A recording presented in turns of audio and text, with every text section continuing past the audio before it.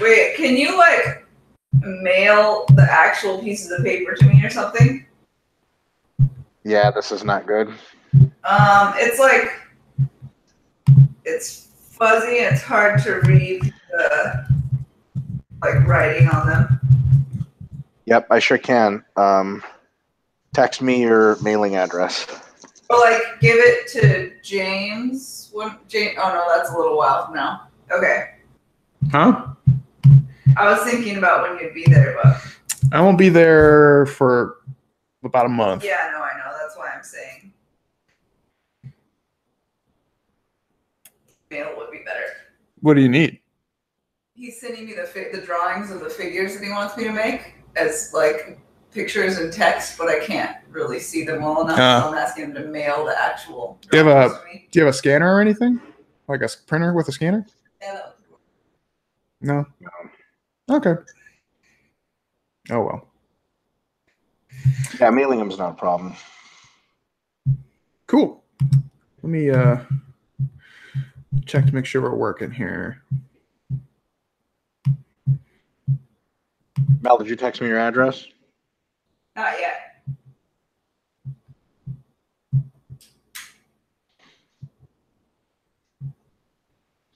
Why is the playback? Mel, could you check the playback real quick? My computer's frozen, but as soon as it stops being frozen, yes. I don't know if it's just on my end here, but mine does not seem to. Oh, because it's running through this thing. Let's do internal speaker. There we go. Now let's try. What do you need? There we go. He's sending me the drawings of the figures that he wants me to make as like pictures and text. Okay, cool. Looks like we're good. Oh boy, did you see the list of questions? We got a bunch tonight. Looked like you had a lot last time too. I had a shitload last time. Yeah, I loaded the thing just to see where you left off, and I was like, damn, dude, Mike had like 12 pages of questions last time. And we have another 12 tonight. Shazam. Yeah. RP Plus is getting pretty popular. It's funny too, because like a lot of the people who were repeat posters kind of maybe have lost some steam, and that's fine. But we've picked up a lot of new people as well, so it kind of like evened out a little bit, maybe even more on the new people than before. Sweet, man. That's what the whole purpose of the service is. I mean, a lot of the folks that repeat posters learn so much. I think they're good to go for a while. You know what I mean? Like, yeah, fundamentally, they're just trying to train. So, yeah, one person actually messaged me personally and just said, like, yeah, I've tapped it out. I'm actually not going to continue because I've used up all the resources. So please remove my questions from the week that he had sent me that. So, yeah, that's a good problem. Good problems to have. For sure. Oh, my computer sucks so much dick. Yeah, it's looking a little laggy. Hey, Doug, shut the fuck up. Doug's talking shit. Oh, God. What an ass. Man. Yeah. Did you want to? Okay, so hold on. Wait. I think we're good now. But if you wouldn't mind, if you're there already checking. James? Oh, hey, dude. Sorry, I was looking away. How are you? I hear you. Hold on. Say that now. Hey, dude. What's up? Hey, what's up, dude? Not much, man. Good to see you. You're looking good, man. All swollen shit. Trying. I can't actually move my head. I have this like horrible neck thing come out of nowhere, so I'm like very robotic in my movements the last couple days. It's making I've had that. It's terrible. I am. Yeah, I've been sitting around the house like this. So. I hope it gets better soon. Yeah, dude, it sucks. Do you ever get that where you just being recorded by the way, so don't think anything stupid. Whoops. You ever get that? Either of you guys, like, you just wake up with some weird fucked up neck, and you're like, 90% of my neck injuries are from sleeping. Yeah. Cranked and stuck. Yeah, I don't know, but it's bad. Like, I can't sleep now, and I don't remember doing anything, so I'm just guessing I cranked it while I was sleeping or something, but I don't know. I think sometimes you end up sleeping in positions that are uncomfortable for 5 minutes and deleterious to your structures for an hour. So you just like basically screw yourself over because you're not really conscious. Yeah. And I was like, man, I just did some like curls and lateral raises on the day that it really flared up. I was like, it can't be that, right? Unless I really did something stupid, but I didn't feel it. Yeah. All right. Let's get to it. Let's get to it. Thanks, Dad. That was Doug Hope Park. Much better sound now. Great. Real piece of shit. He is a piece of shit. Man, I felt bad for that guy on your Facebook page today. He said something, you know, in fairness, it was kind of dumb. But then, like, Jacob was just on him. Like doesn't mess around. It just hurt. Jacob just heard a lot of that stuff before, man. It's like, just not a discovery to him. You know what I mean? Like, it's just real old news, put it in another way. He was pissed. I was trying to be like, oh, yeah, cool, dude. Like, no worries. And he was like, no, no, it's not okay. Yeah, you handle it really well. I loved his post, though. I was like, okay. The one who's like, that's right, brother. Just got to eat, brother, and lift, brother. Like, kept going on. That's like, basically what the guy said. Yeah. Like, that's it. You're a meme. Congratulations. It was funny. All right, let's get started. Yeah, I'm ready to go. All right. First up, Anshuman Radhakrishnan says, thanks for all the answers. I think the method you, Dr. Mike, laid out for finding 2/3 MRV seems pretty reasonable. All right, and that's James. That's the 2/3 MRV when you're a beginner. Don't train higher than that because it's pointless. Gotcha. I ran the physique templates for one meso to try to get a feel for my volume landmarks before writing my own program with more individualization. Changing some variables like frequency and reps in reserve to make it more applicable to a beginner. I definitely noticed a point around where the volume started to become difficult around week 3. I think I'll take that volume from that week and treat it as 2/3 of my MRV. Good idea. Running my own program and adjust as needed. You also happen to have any specific advice on adjusting intensity throughout the mesocycle? I have found that 4-week accumulation seems to suit me best. So this will be my first time sticking to 4 or 3 reps in reserve, so I may be able to tolerate a longer accumulation period. In any case, how much would you increase the load microcycle to microcycle? The next paragraph relates to that question as well. Okay, so I'll read that. Update on my earlier question about intensity through mesocycle. The approach I decided was starting the meso 4 reps in reserve at 82.5 of 10 RM, then moving to 85%. So 4 from fail, then 87.5, 3 from fail, lastly 90% 10 RM, 3 from fail. Okay. The mesocycle, if the fatigue at the end of this meso seems really low, I'll probably add another microcycle beginning with 80% of 10 RM, 4 from fail, or something like that. That seemed like a decent approach. So I can real quick. I mean, like, so the idea is fine. Here's something that you that I would recommend is at some point you don't want to base it off your 10 rep max, because that will really not be reflective of what you can do for multiple sets. But at the same time, as a beginner, the pace at which you're going to make gains kind of offsets that problem. So in the beginning, yeah, you can do that. But eventually you might want to shift away from 10 RM to something like your best 3x10 or your best 4x10. And then you can start using percentages of that, because that will be more reflective of the relative intensity of what you're actually doing. Using 10 RM, like if you go up to 90% of your 10 RM, you might be able to get 1 or 2 sets, but maybe not 3, 4, 5 sets in that same repetition range. That's one issue that I just noticed right off the bat. Yeah. Yeah, I think it's a fine progression. Basically, you know, the intensity progression there, if you're upping basically by 2.5% at a time, I think that's usually fine. Depends on the muscle, depends on the movement. I think that you basically want to go up enough weight or make it harder so that your reps in reserve falls by about 1. So for example, if you upped it by 5%, you were 4 from fail, and then you tried to get about the same reps, and now you were 2 from fail, it's a bit of a jump, right? But if you upped it by 2.5%, you went from 4 from fail to 3 from fail with the same reps, that's pretty good.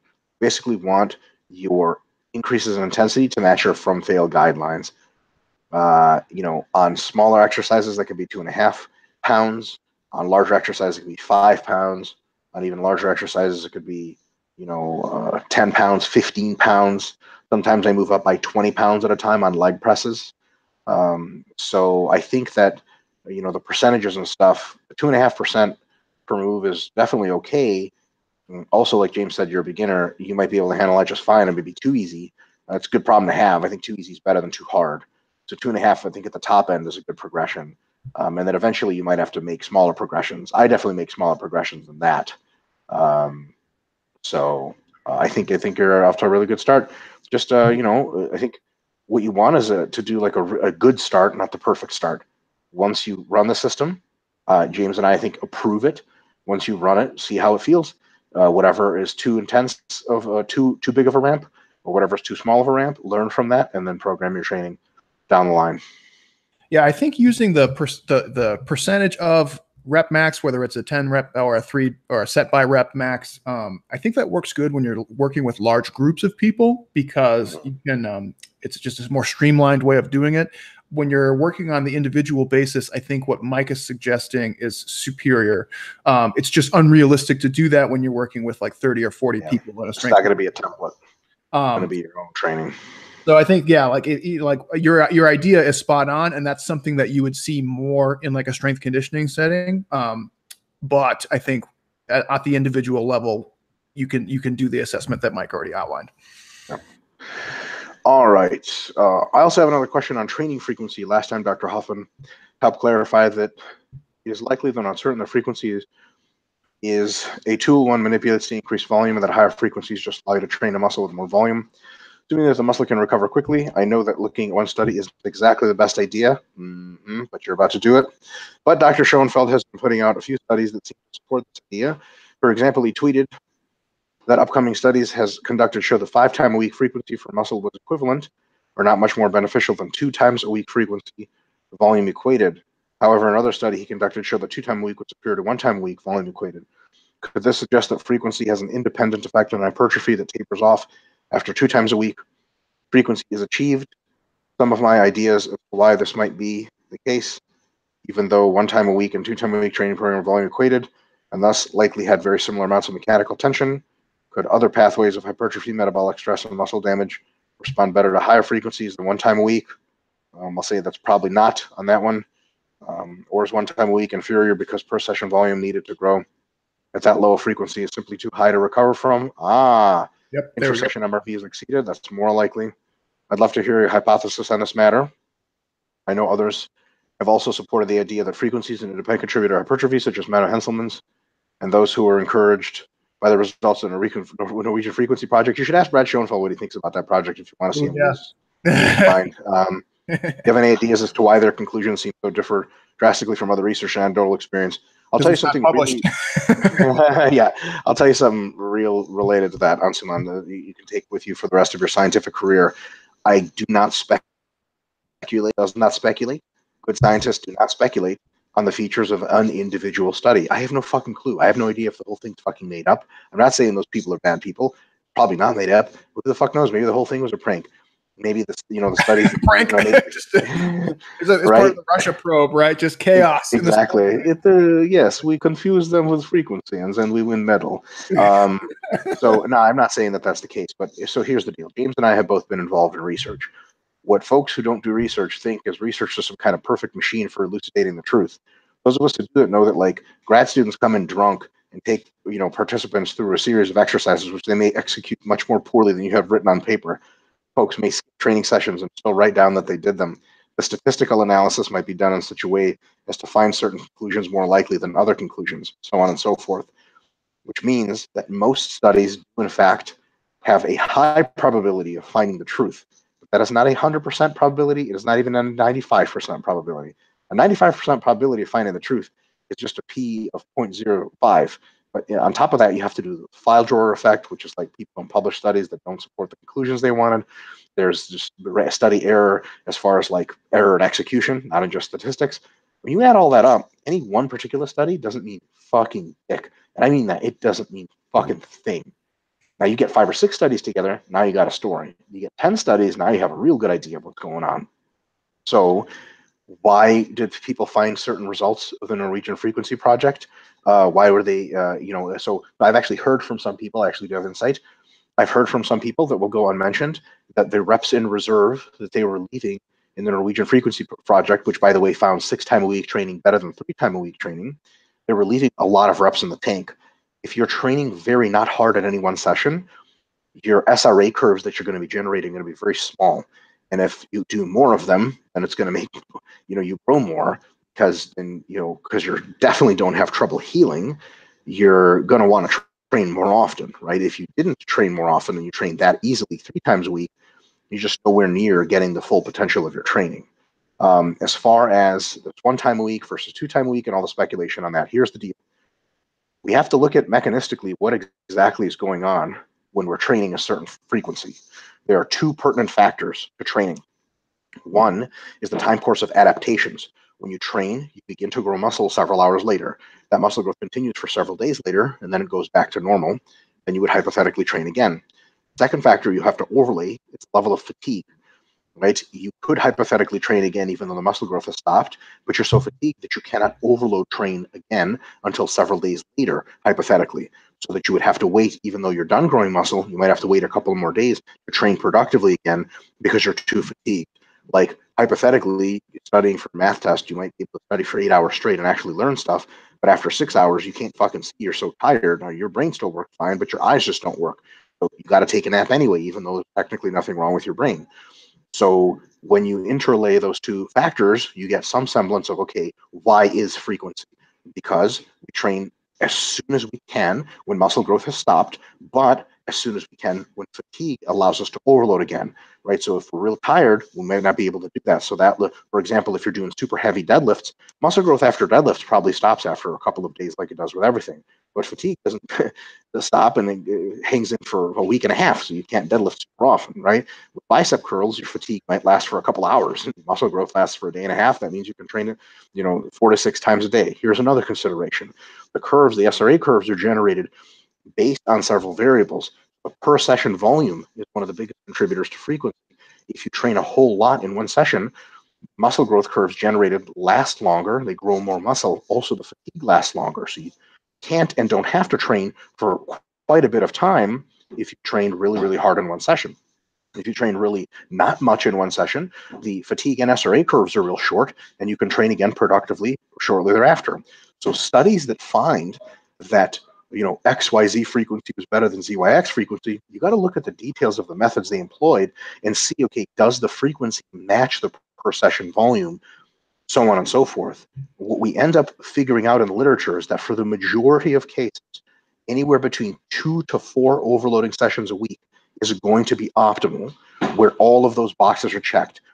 Tissue is ready to grow again, is done growing, tissue has recovered enough, or performance has recovered enough to provide overload again, and the volumes and intensities you can put in are reasonable, right? Like hypothetically, you could grow for a week for a muscle. The kind of workout you would have to do in one session would like fucking kill you before it actually, you could survive it, right? Sometimes we split up our quad workouts because we can't physically do that much work at a meaningful intensity. Like the rest is just junk volume after a while in one session, right? So 2 to 4 sessions a week is the general answer for some folks. But then again, for outside cases, 1 time a week sometimes is just as good as 2 times a week for beginners and maybe even really advanced folks. Beginners is because they max out their growth anyway and it doesn't fucking matter. And for advanced folks, it could again be low frequency because it takes them that long to recover from fatigue, right? You can't do 2 hard bench press workouts in a week if you bench over 450 pounds. It's just not possible, right? Your pecs just don't recover, even though they're ready to grow muscle again. So right? Exactly, yeah, your pecs may be recovered, but your tendons sure as hell not, and your nervous system might not be. So in other words, what you end up looking at is frequency is 2 things: when you are recovered to perform and when your muscles have finished their growth cycle. On average, in most cases, between 2 and 4 times a week. So if you're looking for what's better to train 3 times versus 2 times a week, you're pretty much looking in the wrong place. The better question is, okay, what's my MRV? Let's say it's 21 sets per week. Well, then, at my peak week, I can do 3 sessions, Monday, Wednesday, Friday, of 7 sets each That's logical. Or I can do 2 sessions of, roughly whatever, like 10 to 11 sets each. If you're not hitting junk volume with those 10 to 11 sets, that's probably going to result in almost the identical amount of hypertrophy, given that the muscle can grow for that long and the fatigue drops off fast enough. There's another can grow for that long. Smaller muscles usually don't grow for long because there's not much disruption. It's not much to do. So if you train your biceps, first of all, they're healed a couple days later, and second of all, they're done growing a couple days later. Whereas your quads could probably grow for way more time, and they probably certainly carry fatigue for longer. You may have this grand idea of training your quads 4 days a week, but that's just never going to come to pass, because you can't survive the fatigue, even though it would be beneficial could you hypothetically train. So basically, if you're hitting your weekly volumes that you need, that your volume landmarks between MEV and MRV, and you're doing it in such a way that all of your workouts that you're planned to be overloading are overloading, and you're not spending an excessive amount of time already recovered and not yet overloading, then you're good to go. And that usually occurs between 2 and 4 overloading sessions per week. If you can check off those boxes of I'm healed as far as performance and my muscle growth has been completed, the performance healing almost always takes longer, by the way, then you're good to go. Basically, like, the big knock on the bro split is this. If you train biceps once a week, but the rest of the week I come up to you and I'm like, your biceps sore? You're like, no. Do your elbows hurt? No. Could you do a curl workout right now and have a good workout? I'd be like, yeah, hell yeah. You're like, why the fuck are you waiting? Right? But it's not like if you train quads twice a week and you're sore most of the time, or your quads are recovering most of the time and you get a huge pump and you're making great gain. If someone comes up to you and like, you should train your quads 3 times a week, brother. And you're like, why? And they're like, because frequency. Like, that's not an answer. You're getting good workouts. It's taking you a good time to recover. You're not spending a lot of time fucking dilly-dallying around. You're good to go, man. That's it. There's no special benefit of frequency that we've been able to see. And Brad Schoenfeld's literature, and actually all the literature in general, there is no special effect of frequency.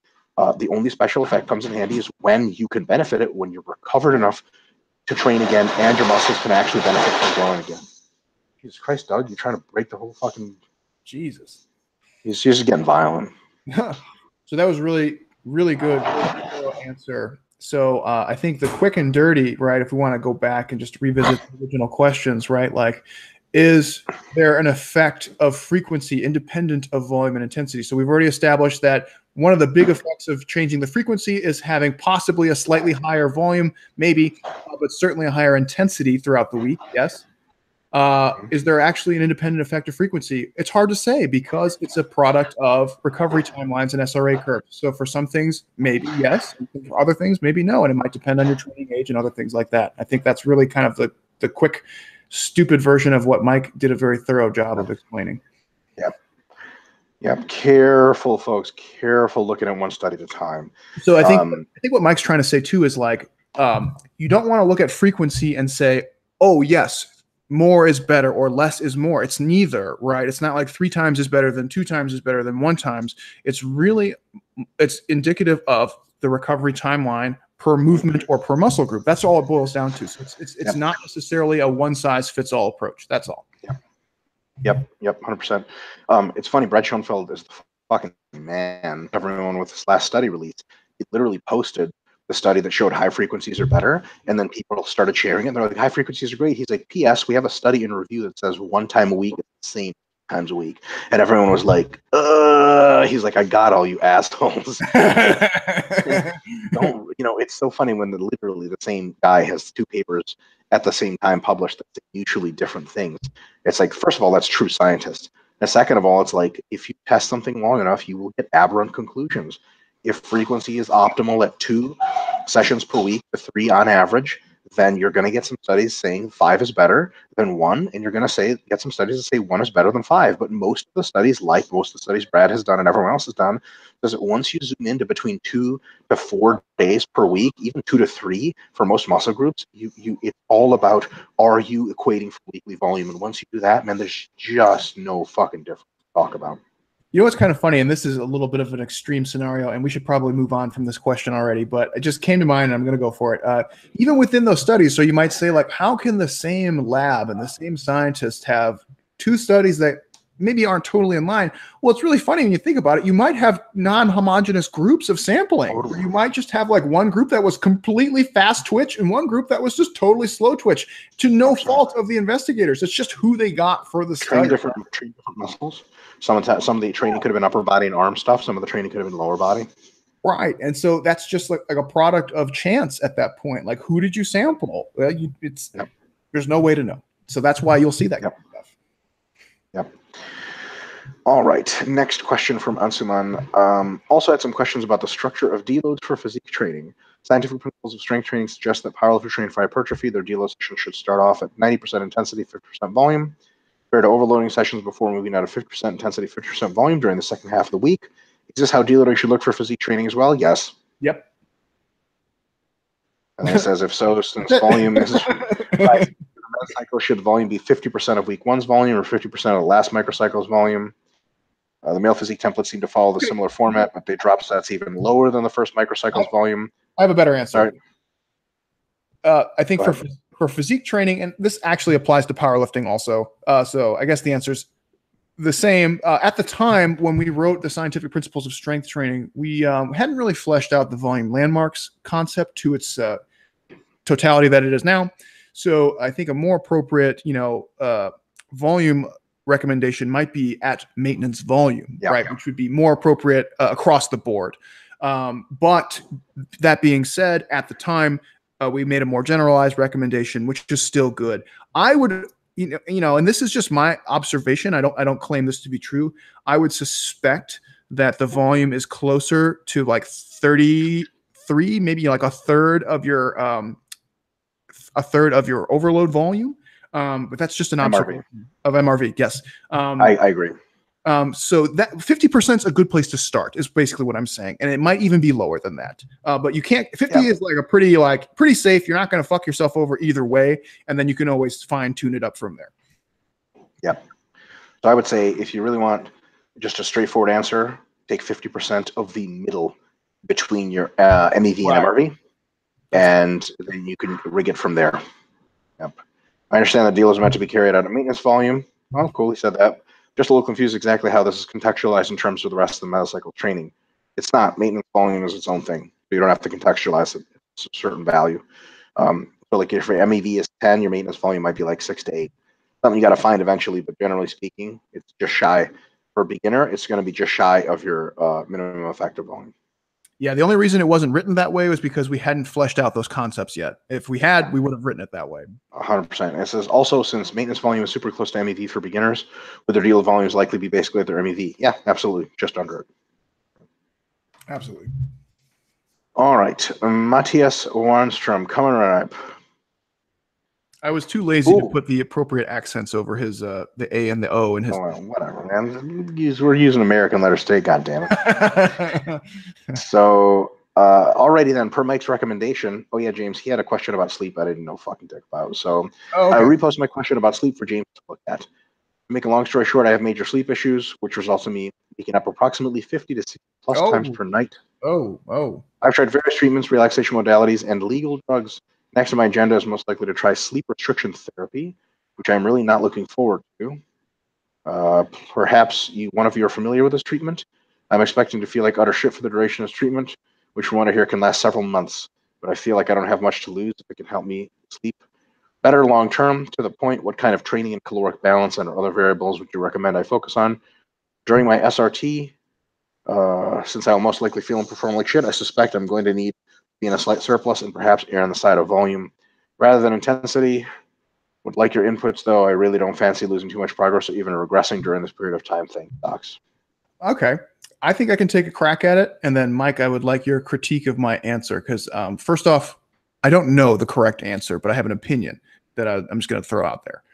So I am rudimentarily familiar with sleep restriction therapy. I did a little brush up because I populated the webinar questions, so I did see this pop up, and so I did look into it a little bit more.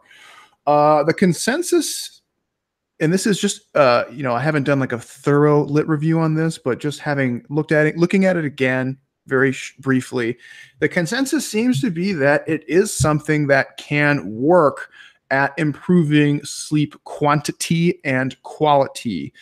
Unfortunately, it requires a lot of suffering to get it to work well, in the form of it starts asking the person to record the actual amount of time sleeping versus time in bed. And so it actually begins restricting time in bed. So if you're already having trouble sleeping, now you're actually restricting how much time you're in the bed itself, which can be problematic, and it is very, very much associated with basically all the same effects of sleep deprivation. So if you go through and look, there are many studies and many publications that seem to indicate like, yeah, you are going to feel like total shit. And guess what? This type of therapy, unfortunately, doesn't work in a couple of days. It usually takes several weeks, months possibly, to really start to increase the sleep quantity. So I don't have a fully formulated thought on this, but it does seem to be something that is worth your time, knowing upfront that you will suffer immensely to make this work. But at the same time, you are already suffering immensely if you're waking up that many times per night. So at that point, it's kind of like, all right, well, this is at least something that might help get me on track. So in that respect, I think it might be worth your time. Again, don't quote me on that. That's just after a quick look and brush up after having seen it before. After that, getting towards kind of the training related stuff. This is where I'm not entirely sure. So if the problem of your sleep is fatigue related, eating above maintenance calories, at least maintenance calories or above, would make sense, right? Because fatigue can be a major disruptor of sleep patterns. However, eating above maintenance calories, if it's not fatigue related, will just make you fat with no major benefit, right? Because it's the underlying problem is not necessarily fatigue or metabolic fatigue at that point. So I'm not sure about that. I would say maintenance is probably a safe bet. Hypercaloric, maybe. It's probably going to set very, very good conditions that are for fatigue purposes, but maybe not if it's not a fatigue problem. In terms of training, you have a conundrum here because high volume training is actually good because it generates a lot of fatigue. It makes you tired, right? It actually wears you out more. Whereas low volume fatigue is inherently less fatiguing, but it might not make you as sleepy throughout the day.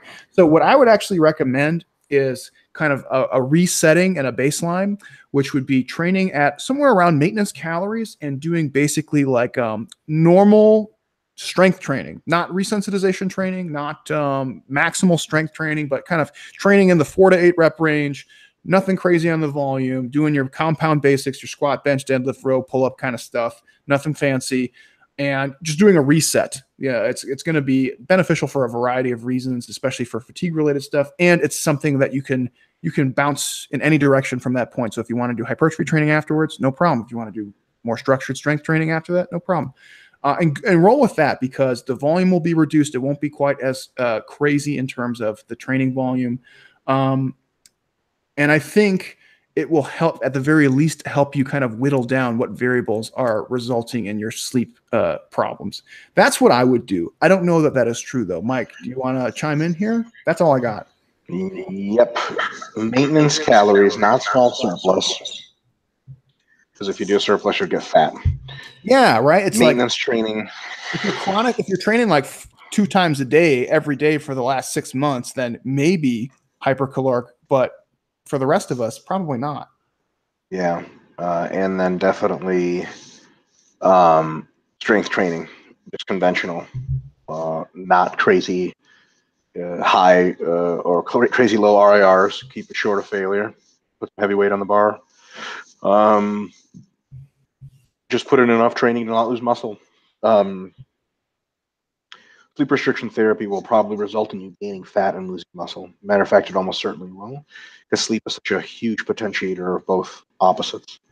It's going to happen, but when you're waking up as many times during the night as you are, I think that one thing takes precedence for the other. The good news is, because of my nuclear domain and body fat set points, as soon as you start to fix the problem and go back to sleeping a normal amount, you're going to lose a shitload of fat, gain a ton of strength back, get a shitload of muscle back, and it's like it's never happened. So take the time, maintenance everything, body mass and your training as far as strength training, and then don't expect really crazy things to happen during this time because they probably fucking won't. You know, I'm wondering too, and sorry, my brain was going, but Mike's recommendations were excellent as always. So he says he's already tried legal drugs. I'm wondering if he's tried like prescription level sleep aids, because I mean, if you take like an Ambien, you're fucking gone. There's no, you know what I mean? Like, you know, if you take like a melatonin, it can be hit or miss with people. ZMA is one that can help increase the quality of sleep, but sometimes at the point of adversity, where like I had to stop taking it because I was crying all the time. It was horrible.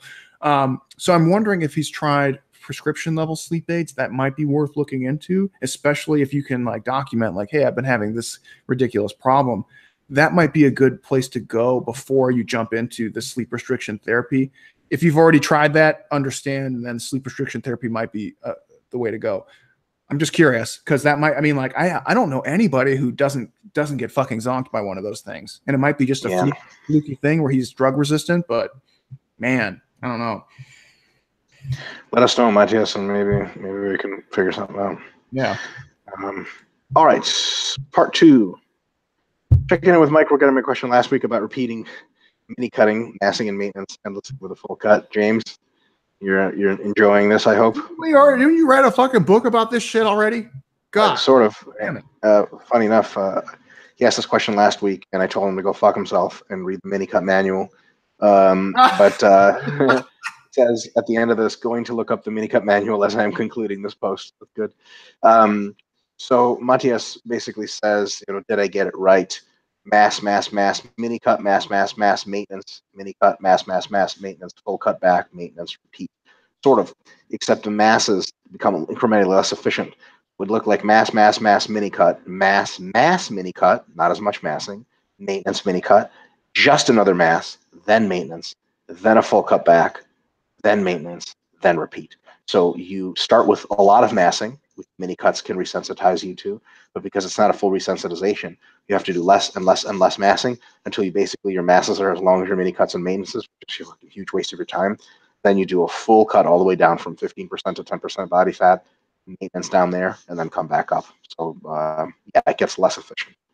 Oh man, I forgot to tell you, when you were coming back from Australia and I covered I think it was like 2 weeks ago when I covered, there actually was like a really, really good mini cut question. And the guy was like, hey, I've read the mini cut manual and I have some kind of like more enhanced athlete related questions. And I don't want to get into it, but it was like 2 weeks ago. And the guy asked a very good question relating to mini cuts. Not that this one was bad, but this, unfortunately, I'm not calling you out here, buddy. I'm just saying it's a little bit more of the same song and dance here. No offense. Yeah, no. But we answered the question, and Matthias, after you read the mini cut manual, you'll be like, "Oh, holy shit! That's all." It's literally there's pictures of the shit in there, so I think you'll like it. But do you picture in science, bro? Jesus Christ! Sorry, it was so funny. It was I wasn't. It's like the thing that got me where when I saw that his comment, I was like, I can't tell if he's serious or not, right? So like, if he's not serious, then we can just laugh it off. But if he is serious, I'm like, so do you not think that figures are helpful in understanding, or do you not think that scientists use figures? You know, like. So basically, like, the background to this, guys, is I posted a graphic we're going to use in the upcoming RP Diet 2.0. And it's basically a picture of how fractional synthetic rate curves, muscle growth over the weeks. It's not really big pulses after workouts. It's just pulses that last, they're really shallow and they last days at a time. So once they all intersect with each other from all the body parts, you're kind of just growing a consistent amount of muscle all the time, which goes to show that you just need to eat consistent amount of protein throughout many meals per day, every day. And that's how you get jacked, as opposed to eating like 200 grams of protein post-workout and then like intermittent fasting the rest of the time. So this guy comments, well-intentioned, I suppose, and he's like, I feel like you're overcomplicating things with all these graphs and shit. It's simple. Like, take drugs, eat food, train, and grow. And I just want to be like, I did troll the fuck out of him. I was like, okay, what kinds of drugs? What combinations? How much training? How much food? What kind of training? What type of food? Like, those are all real good questions. All really good questions that people take for granted. And I think a lot of people who sort of experientially arrived at effective strategies don't realize how much they assume that is known. If I just told a beginner to take drugs and eat food and train Can you imagine the dog shittery that would result? They'd be like on the elliptical, they'd be eating pixie sticks, and they'd be taking Advils. They'd be like, "Oh, I forgot to tell you, it's anabolics." They'd be like, "Which ones?" I looked up anabolics on Google, and there's like 100 trillion kinds. You're like, "Well, you need like a test base, and then probably like an anabolic, and it's probably like I don't know, like Primo or Mast." And like, "What's that?" And you're like, "Well, you just take it." And they're like, "So just take it indefinitely?" You're like, "No, Jesus Christ, you'd stack it and cycle it." And they're like, "What's that like?" You're like, "Well, here's this book with these figures." And all of a sudden you're back to square one. So like to this guy's credit, he did follow up and say, yeah, I guess I just meant that like sometimes science tends to overcomplicate Sure. things. And he actually did say, I'm sorry, and I was having like he said a low carb day. So hey, that's cool, all good. But it was funny. It was like one of those like, what are you contesting here? I'm not sure what your point is. Yep. All right. Daniel Jolly comes in and says, "Hi. Just wondered what your current thoughts are on frequency. Hey, it's sweet. The recent versioning debate, etc. There seems to be a swing in the direction of frequency only serves to provide more potential volume. Not necessarily. I confess. Right. I think, James, I actually don't think we need to address this question because we just answered it like to an incredible extent. That's fine. I just want to real quick. Sorry. So does frequency allow you to train more volume? Maybe in some cases. I think more quality volume. Intensity, I think, is the bigger factor, right? Where it's like you can train that same volume at higher intensities now, which is going to give you more strength or more growth or whatever. 100%. It's another opportunity to potentially overload. But if you are overloading enough as it is, then more frequency is not going to benefit you. And people forget about the time course of muscle growth. If it fits the time course, more frequency is better. We're not having a debate on monthly frequency. Can you imagine someone being like, you can train chest once a month and grow just as much as if you train it 4 times a month? Right. Like, no, because if you're a beginner, I don't know. Even then, it would just cause injury. So basically, we know that training that hard causes injury and not even much growth. And even if you were sufficiently adapted to the injury, took enough anti-inflammatories or something that you got a growth curve out of that kind of training, growth curves only last for so long. Like, your muscles only grow for so long. And if they are recovered to the point where you can train them hard again, and if their growth curves have settled down to where you're not growing anymore, then you can train again. So you can train 4 times a week if you do little pulses, or you can train twice a week if you do bigger pulses. Most muscles of most sizes can't grow for a week straight and don't need that much fatigue recovery. So 1 time a week training is probably not great, ideal, but it's fine. And then, if you go into 6 times a week training, you basically have to like shortcut your overload, or you won't be able to heal your connective tissues. You just get really sore knees after a couple of weeks trying to squat 6 times a week because your knees don't heal. They need more days to heal, right? Even though you can pulse the fractional synthetic rates a little bit. Somewhere between there is a logical frequency. Folks, for those of you confused, Scientific Principles of Strength Training, even though it was written a while back, addresses the SRA question directly. There is a reason that the training principle is called SRA, and it leads into the frequency discussion. There is no frequency discussion without stimulus, recovery, and adaptation, period. Once you know SRA, frequency is an afterthought. It's an implication, right? There's nothing magical about frequency. It's how do the SRA structures work. If the array structures are arranged in a certain way, they have limits, you're going to get certain frequencies. Some of those frequencies would be way too high or way too low, but in the middle ground, there's a lot of really good play you can use, and just based on adjusting the heights and widths of the curves, you can get a couple of different kinds of frequencies. That's it. Yeah. Cut it out. God damn it. Yeah, that's it. It's almost like it's actually the identical. It's not even analogical. It's the identical, just in a slightly different context with meal frequencies. Like, is there magical effect of high frequent feeding? No. But you need a certain amount of protein and carbs and fats per day, and you can't eat that in 1 meal. Okay. Could you eat it in 2 meals? Yeah. But, muscle growth from a meal doesn't last for, whatever fucking, 12 hours, right? It lasts for maybe 4 to 6 hours.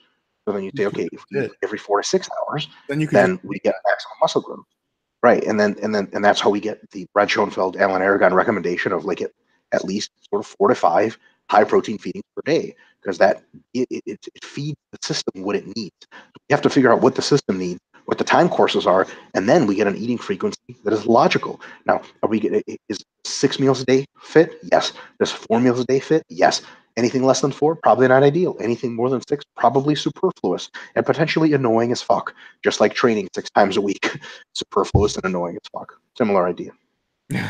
I like training 6 times a week. The same muscle group? Well, no, not that. But I mean 6 days. That's what I mean. I guess 6 days, not 6 times. For sure.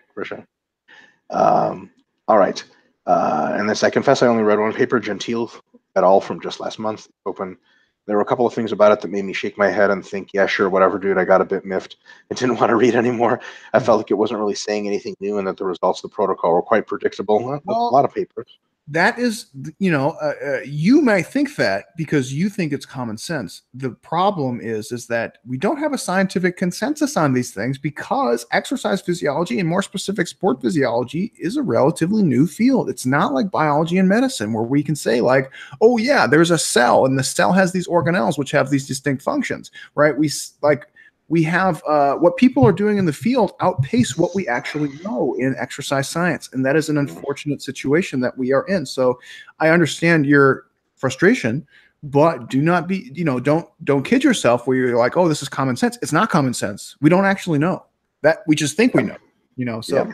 I'm not trying to like call you out, Daniel, but it's more of a thought process kind of thing where we get into this trap of like, oh, duh, this is common sense. Bros have been doing this forever. Like, yeah, well, bros figured it out because it works. Science has yet to validate it. Yeah. I think, what Daniel might mean is that some of the kind of conclusions even are like, all right, clearly. Well, yeah. And some of the stuff is like they train sub-maximally twice a week, and then they add in a session and they get more growth. And it's like, I could have told you that, totally, right? But if you have people, balls to the wall twice a week, adding in another balls to the wall session clearly wouldn't work. All of a sudden, what you're really measuring is weekly MRV, so on and so forth. Some of these studies are written by seemingly people that don't train. There's definitely a thing. And he said that is true. It's an unfortunate reality. Yeah, he said, thankfully I have RP Plus so I can come here and cry to you guys about it. Yeah, no, we're with you. Remember, Daniel, just reading one paper is nice. Getting the results of multiple papers together is a real good idea. There's not a super awesome frequency review yet, but with as many papers that's been coming out lately, I almost guarantee you within the next year, someone like Schoenfeld or Krieger is going to put out a frequency, a meta or a comprehensive review, and then it's going to be like training 2 to 3 times a week probably maximizes adaptation in most cases. I can almost guarantee you that's going to be the conclusion. But I agree with what you said 100%. But even the idea of volume equated comparisons. I mean, Mike, how long have they been doing that? Not that long. Couple decades, right? It's a relatively new thing. So then to look at frequency as an independent variable, it's like they haven't even been looking at frequency that long. Frequency is very, very new. That's why the whole Norwegian frequency project thing was a big deal, because it was one of the first real examinations of frequency. They just didn't really study frequency much before then. Yeah. Let's move on from frequency. All right. And then says, second question. Hi there. Might it be the case that if one's fats intake can be lower or even zero when you're in a cut because you're metabolizing your own fat? When we consume fat, it mostly goes to adipotitious first anyway, using the same stores that we're filling up. My understanding from Seymour Alpert study 05 is that we can burn approximately 22 calories worth of fat per day per pound of fat that we have, which for me is about 100 to 110 grams per day, which comfortably exceeds my daily fats requirement. Related side note, did some math on the Scottish guy who ate nothing for 382 days in the 70s. Yep, guy's a man. Making judgments on total water loss and sort of wild guesstimates on muscle loss and adjustments for the yeast they gave him. I came up with a similar figure for his fat loss rate, which I assume was maximal. Yeah, you gotta be careful with these maximal rates. There's some studies that will estimate maximal rates, then they're going to find that they were off by a half an order of magnitude or something. Put you this way: when you don't eat a lot of food, you burn a lot of calories to make up for it, and most of that will come from body fat. When you are not getting in enough exogenous, so remember that when you take in fat, you take in essential fats and non-essential fats. Your body can't produce essential fats on its own. So if you don't consume essential fats, you're in a real bad way. So I would say that consuming at least some essential fats is a good idea throughout your dieting process, because you might not be liberating them fast enough in your own body to make up for it. First of all. Second of all, there are various hormonal and other factors that come into play. I have dieted on a variety of that has dieted, including myself. When they cut fats low enough on a fat loss phase, their sex drive goes to hell, their lifting falls apart, and they start to die. Now, they're not literally dying, everything sucks dick. As soon as you put your minimum amount of fats that we recommend, 0.3 per gram body weight per day, everything feels 100 trillion times better. And if you cut the extra calories out from carbs or whatever, it feels 20 trillion times better. I would not take fast to zero on sheer practical experience of that never fucking working be optimal. James? Yeah, no, I agree with what you said. I was only going to chime in because I have a client recently, female, name will remain non-disclosed, but whose fats were basically at the bare minimum. And for her, that was probably too low. And she self-reported that her world just fell apart. She got her period prematurely. Everything was just terrible. Everything sucked beyond. And she's not like, she wasn't a novice either. She was experienced with lifting and dieting at this point. And she was just like, I thought that like just my world was ending basically. And I was like, you're at the end of this diet. Your fats were really, really low. Let's switch you over to maintenance right away and see how that goes. And sure enough, like she switched to the maintenance diet and it was like, oh yeah, back to normal. So those fat, like to the point, like, yeah, those fats can wreak surprising havoc. I generally do not recommend going below those the minimum values that we outlined for fat. And even then, what I found was that the what I thought was the minimum value also is subject to individual difference. So Totally. It's just like anything. It's not novel in any way, but there's always individual difference. And what I thought was okay was not okay for this person. And so I will have to readjust her diet for this upcoming cuts that she does. So just be careful with that. Yep. She was like, it was funny too, because she was like, aren't I supposed to not be getting my period? Why am I getting my period all of a sudden? I was like, yeah, it's like funny because one last chance to reproduce. Yeah, it's like when you cut, usually it goes away, right? Yeah. But nope. That's a trip. Some kind of like emergency trigger. It's like one last chance to fucking reproduce before we all die of starvation. Last chance, go. All right, Philip Skleba, aka Sklebs. All right. Hello, non-neuroscientists. I think of myself more as a professor or a professional. Former professor, current professional. Gotta take a dig. Number one. Hey, man, I'm in the same boat, literally. Fucking asshole. We quit together, you idiot. That's true. You know what's funny? Oh, yeah, that's right. I've had a lot of, when I say a lot, not like the number of reach outs that you get, but I've had people message me and they're like, so anyways, how do you feel staying at Temple after Dr. Mike left? I'm like, no, we left together. We both. They're like, no, you're still there. I'm like, no, we both left. Oh, yeah. I still have people being like, so how's being a professor? I'm like, yeah, I wouldn't know. Yeah, like, I'm sending my son to go study with you at Temple. I'm like, no, I left. Mm-hmm. It's good. It's a done deal. He will arrive with a knapsack. Take care for him. Yeah. Like Hogwarts type shit. Yeah. Hey, James, you want to start like a muscle hog? Ooh, muscle Hogwarts? Is that what I heard? Yeah, exactly. Yeah. Wait, it's kind of gross. Except to start, you got to climb. Sounds like a pig. There's like a pig there. Hogwarts. Yeah. Like, you boys want to gain some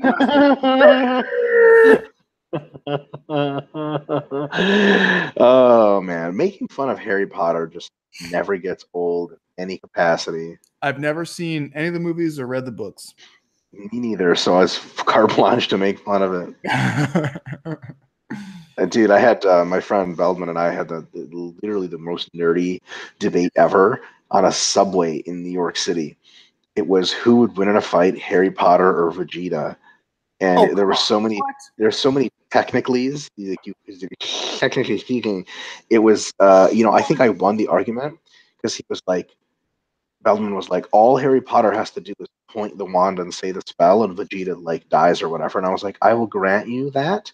The thing is, Vegeta can fly at like large fractions of the speed of light. So as soon as Harry Potter goes like this, time basically comes to a standstill, and Vegeta goes, boom, and Harry Potter blows off half the Earth as he fucking disintegrates. Fuck out of here. It also depends on like, you know, you have to put rules to these things. That's why we have Dungeons and Dragons. Direct quote, James Hoffman. So like in D&D, there are spells that you can cast which can cause like instant death, like Phantasmal Killer comes to mind, or Power Word Kill. But the opponent is usually given an opportunity to resist, and it depends on their intrinsic characteristics, like their willpower or their fortitude, like their hardiness. Vegeta has like a trillion of that. Exactly, that's my point. So it's like you can cast like the death spell, but the likeliness that Vegeta is going to resist and then fucking kill you afterwards, it's pretty high. Just saying. Yeah, Harry Potter, you're a child, motherfucker.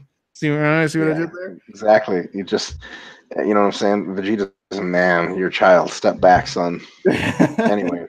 The fuck out of here with that Harry Potter shit. Break his fucking wand, smash his glasses open. Calm down. All right.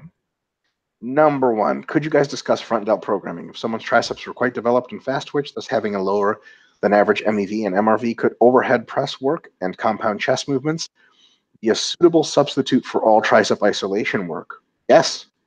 Or is there some range of motion that isotricep movements target that compounds do not? I think that it's been pretty clearly shown that richer types of ranges of motion activate fiber types or parts of muscle fiber that others don't maximally.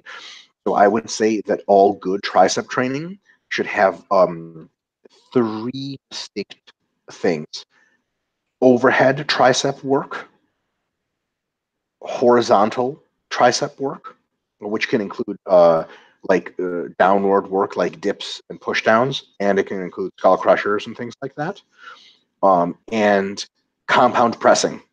Okay, I think those 3 ingredients. Now, sometimes the compound pressing can take out one of the horizontal verticals. For example, if you overhead press heavy, you might not need overhead extensions well, because you knock out 2 birds with 1 stone.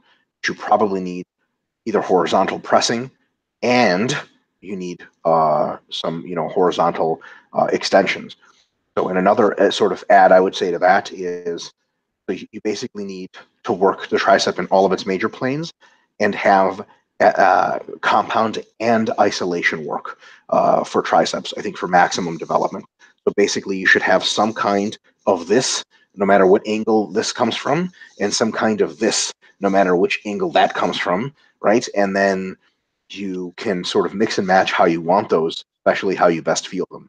So I would say that to your thing of, can I just do compound moves, I think you should throw at least 1 exercise of several sets a week of some kind of isolation work to make sure you're getting the complete experience. Which kind of isolation work depends on if you're already hitting the tricep from various angles. So for example, if most pressing is horizontal, maybe some vertical isolation work. A good idea, like behind the neck extension or something.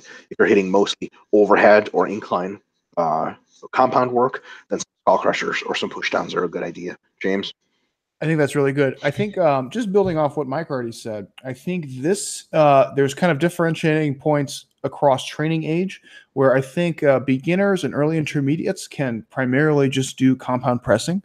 And then I think somewhere around the intermediate and late intermediate advanced stage, if you want to have really fucking big arms, that's when there is a greater need for not only the stuff that has helped you grow previously, which is the compound work, but then the additional isolation work. So I think that's just like kind of before, like what we've talked about in different contexts. Like there's a point at which in your development where if you want to have really fucking big arms, you got to do some direct arm work, right? And like doing the compounds will get you so far, but probably somewhere around late intermediate, early advanced, however you want to break it down, you will probably need to add some direct tricep work in order to continue making gains in the triceps. The compounds may not be enough to cut it by themselves. And Mike more or less said the same thing.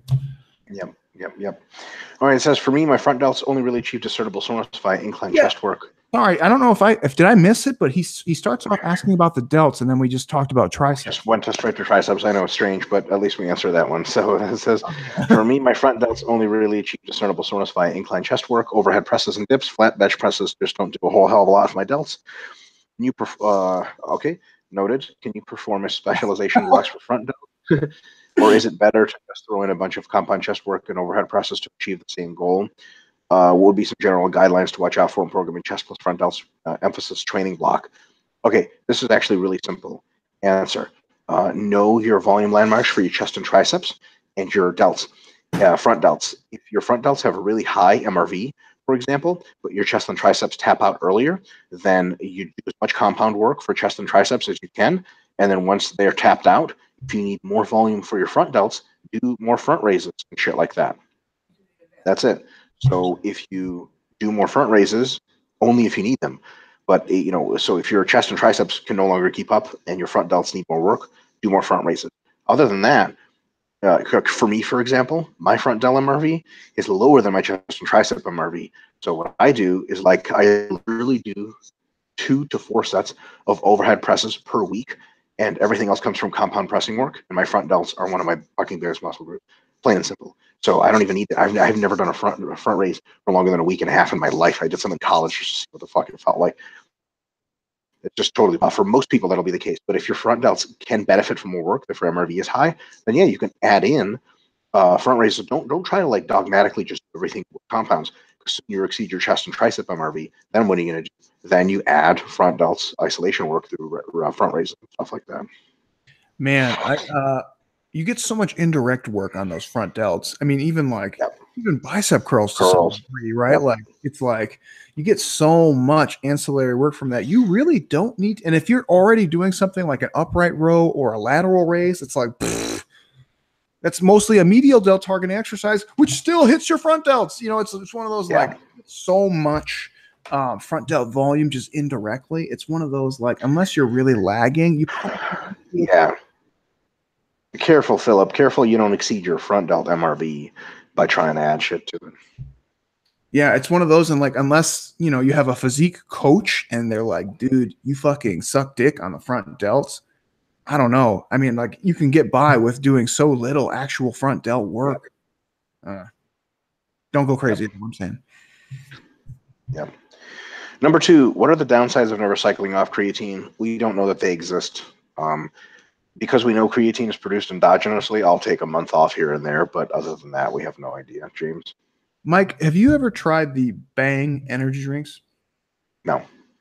So, first of all, they're fucking delicious. They're like the Monster Ultras. They're pretty low carb. They have a lot of caffeine, and they have 5 grams of creatine, which is great. So it saves you on your creatine supplementation.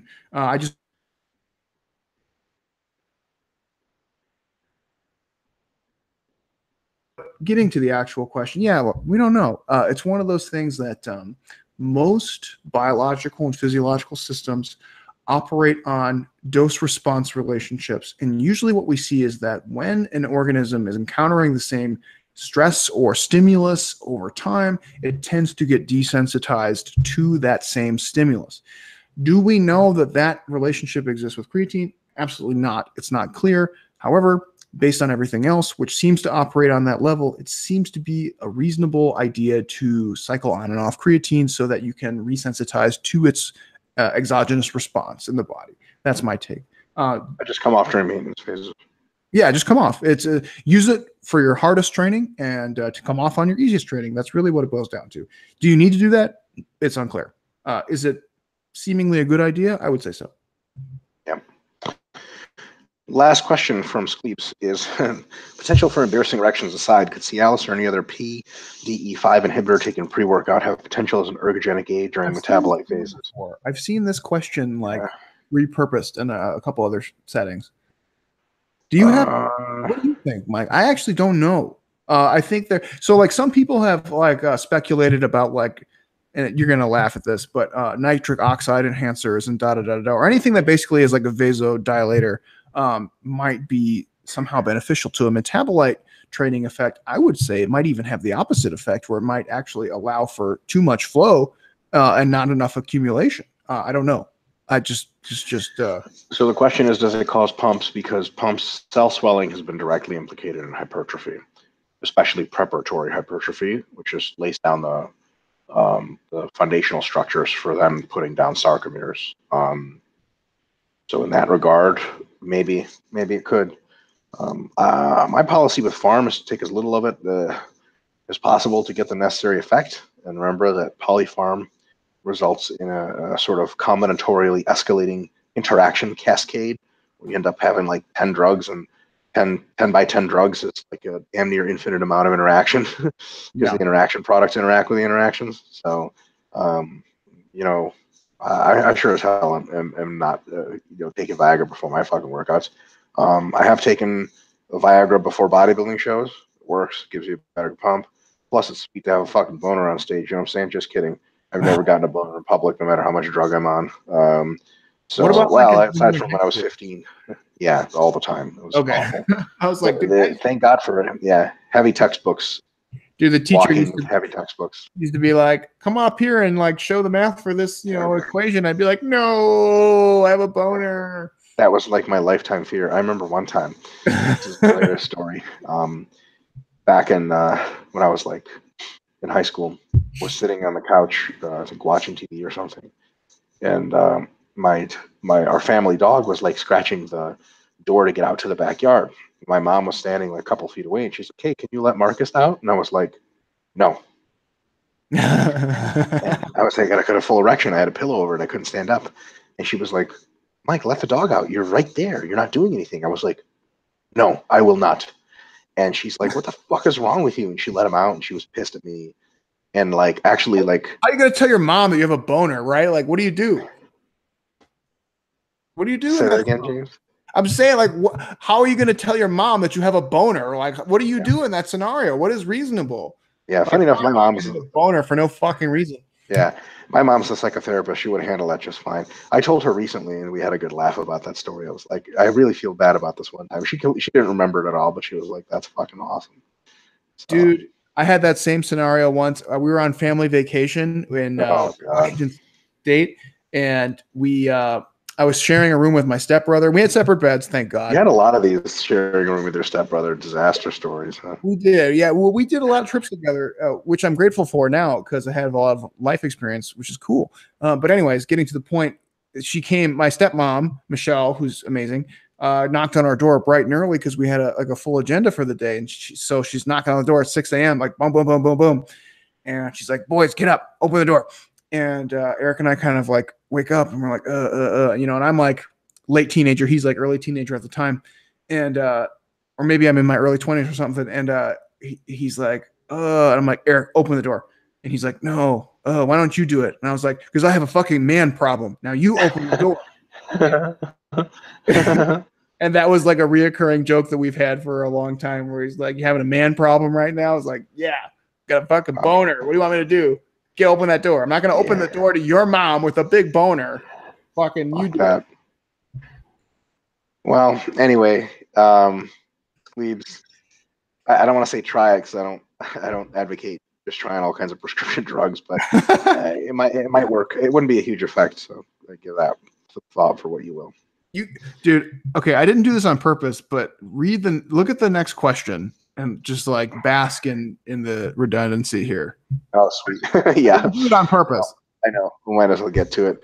Sega Sangare says, "Hey guys, I want to know if there are any inherent benefits to front delt exercises that are not achieved through bench press variants." This is two in a row.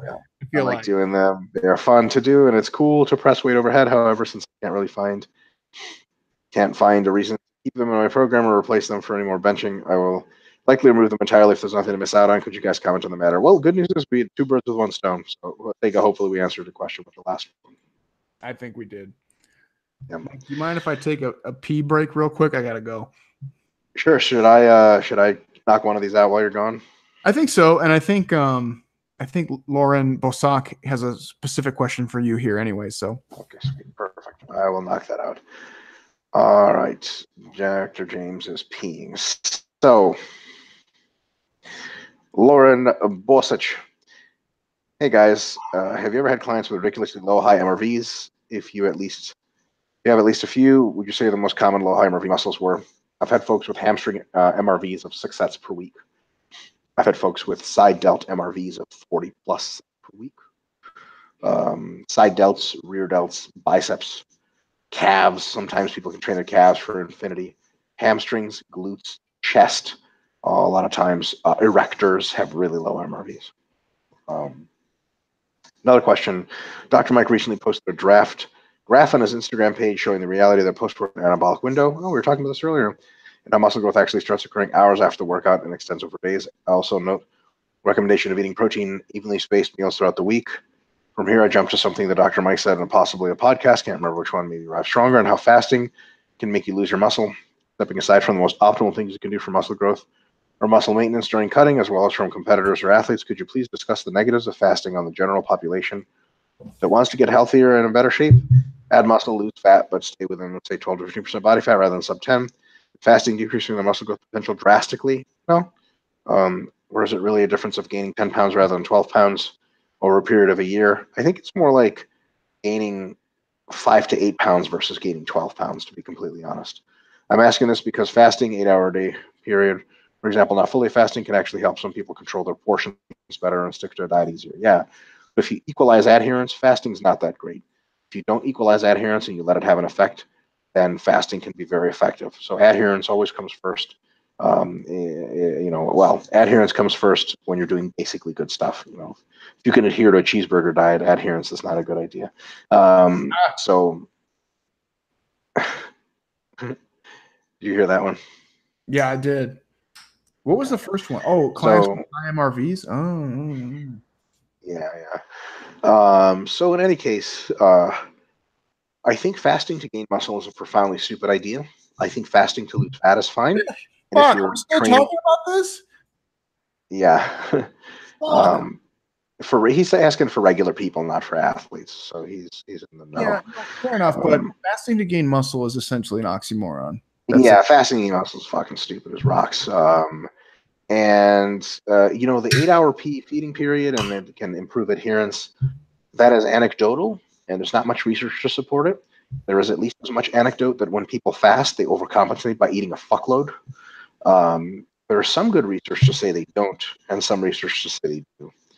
So I think we really need to keep a lot of research on fasting yet, especially in long-term trials. I think we need to kind of step back and think of things a little bit more theoretically for now for fasting. But if fasting works for you, I think it's great. If you're looking for optimality, it's dumb.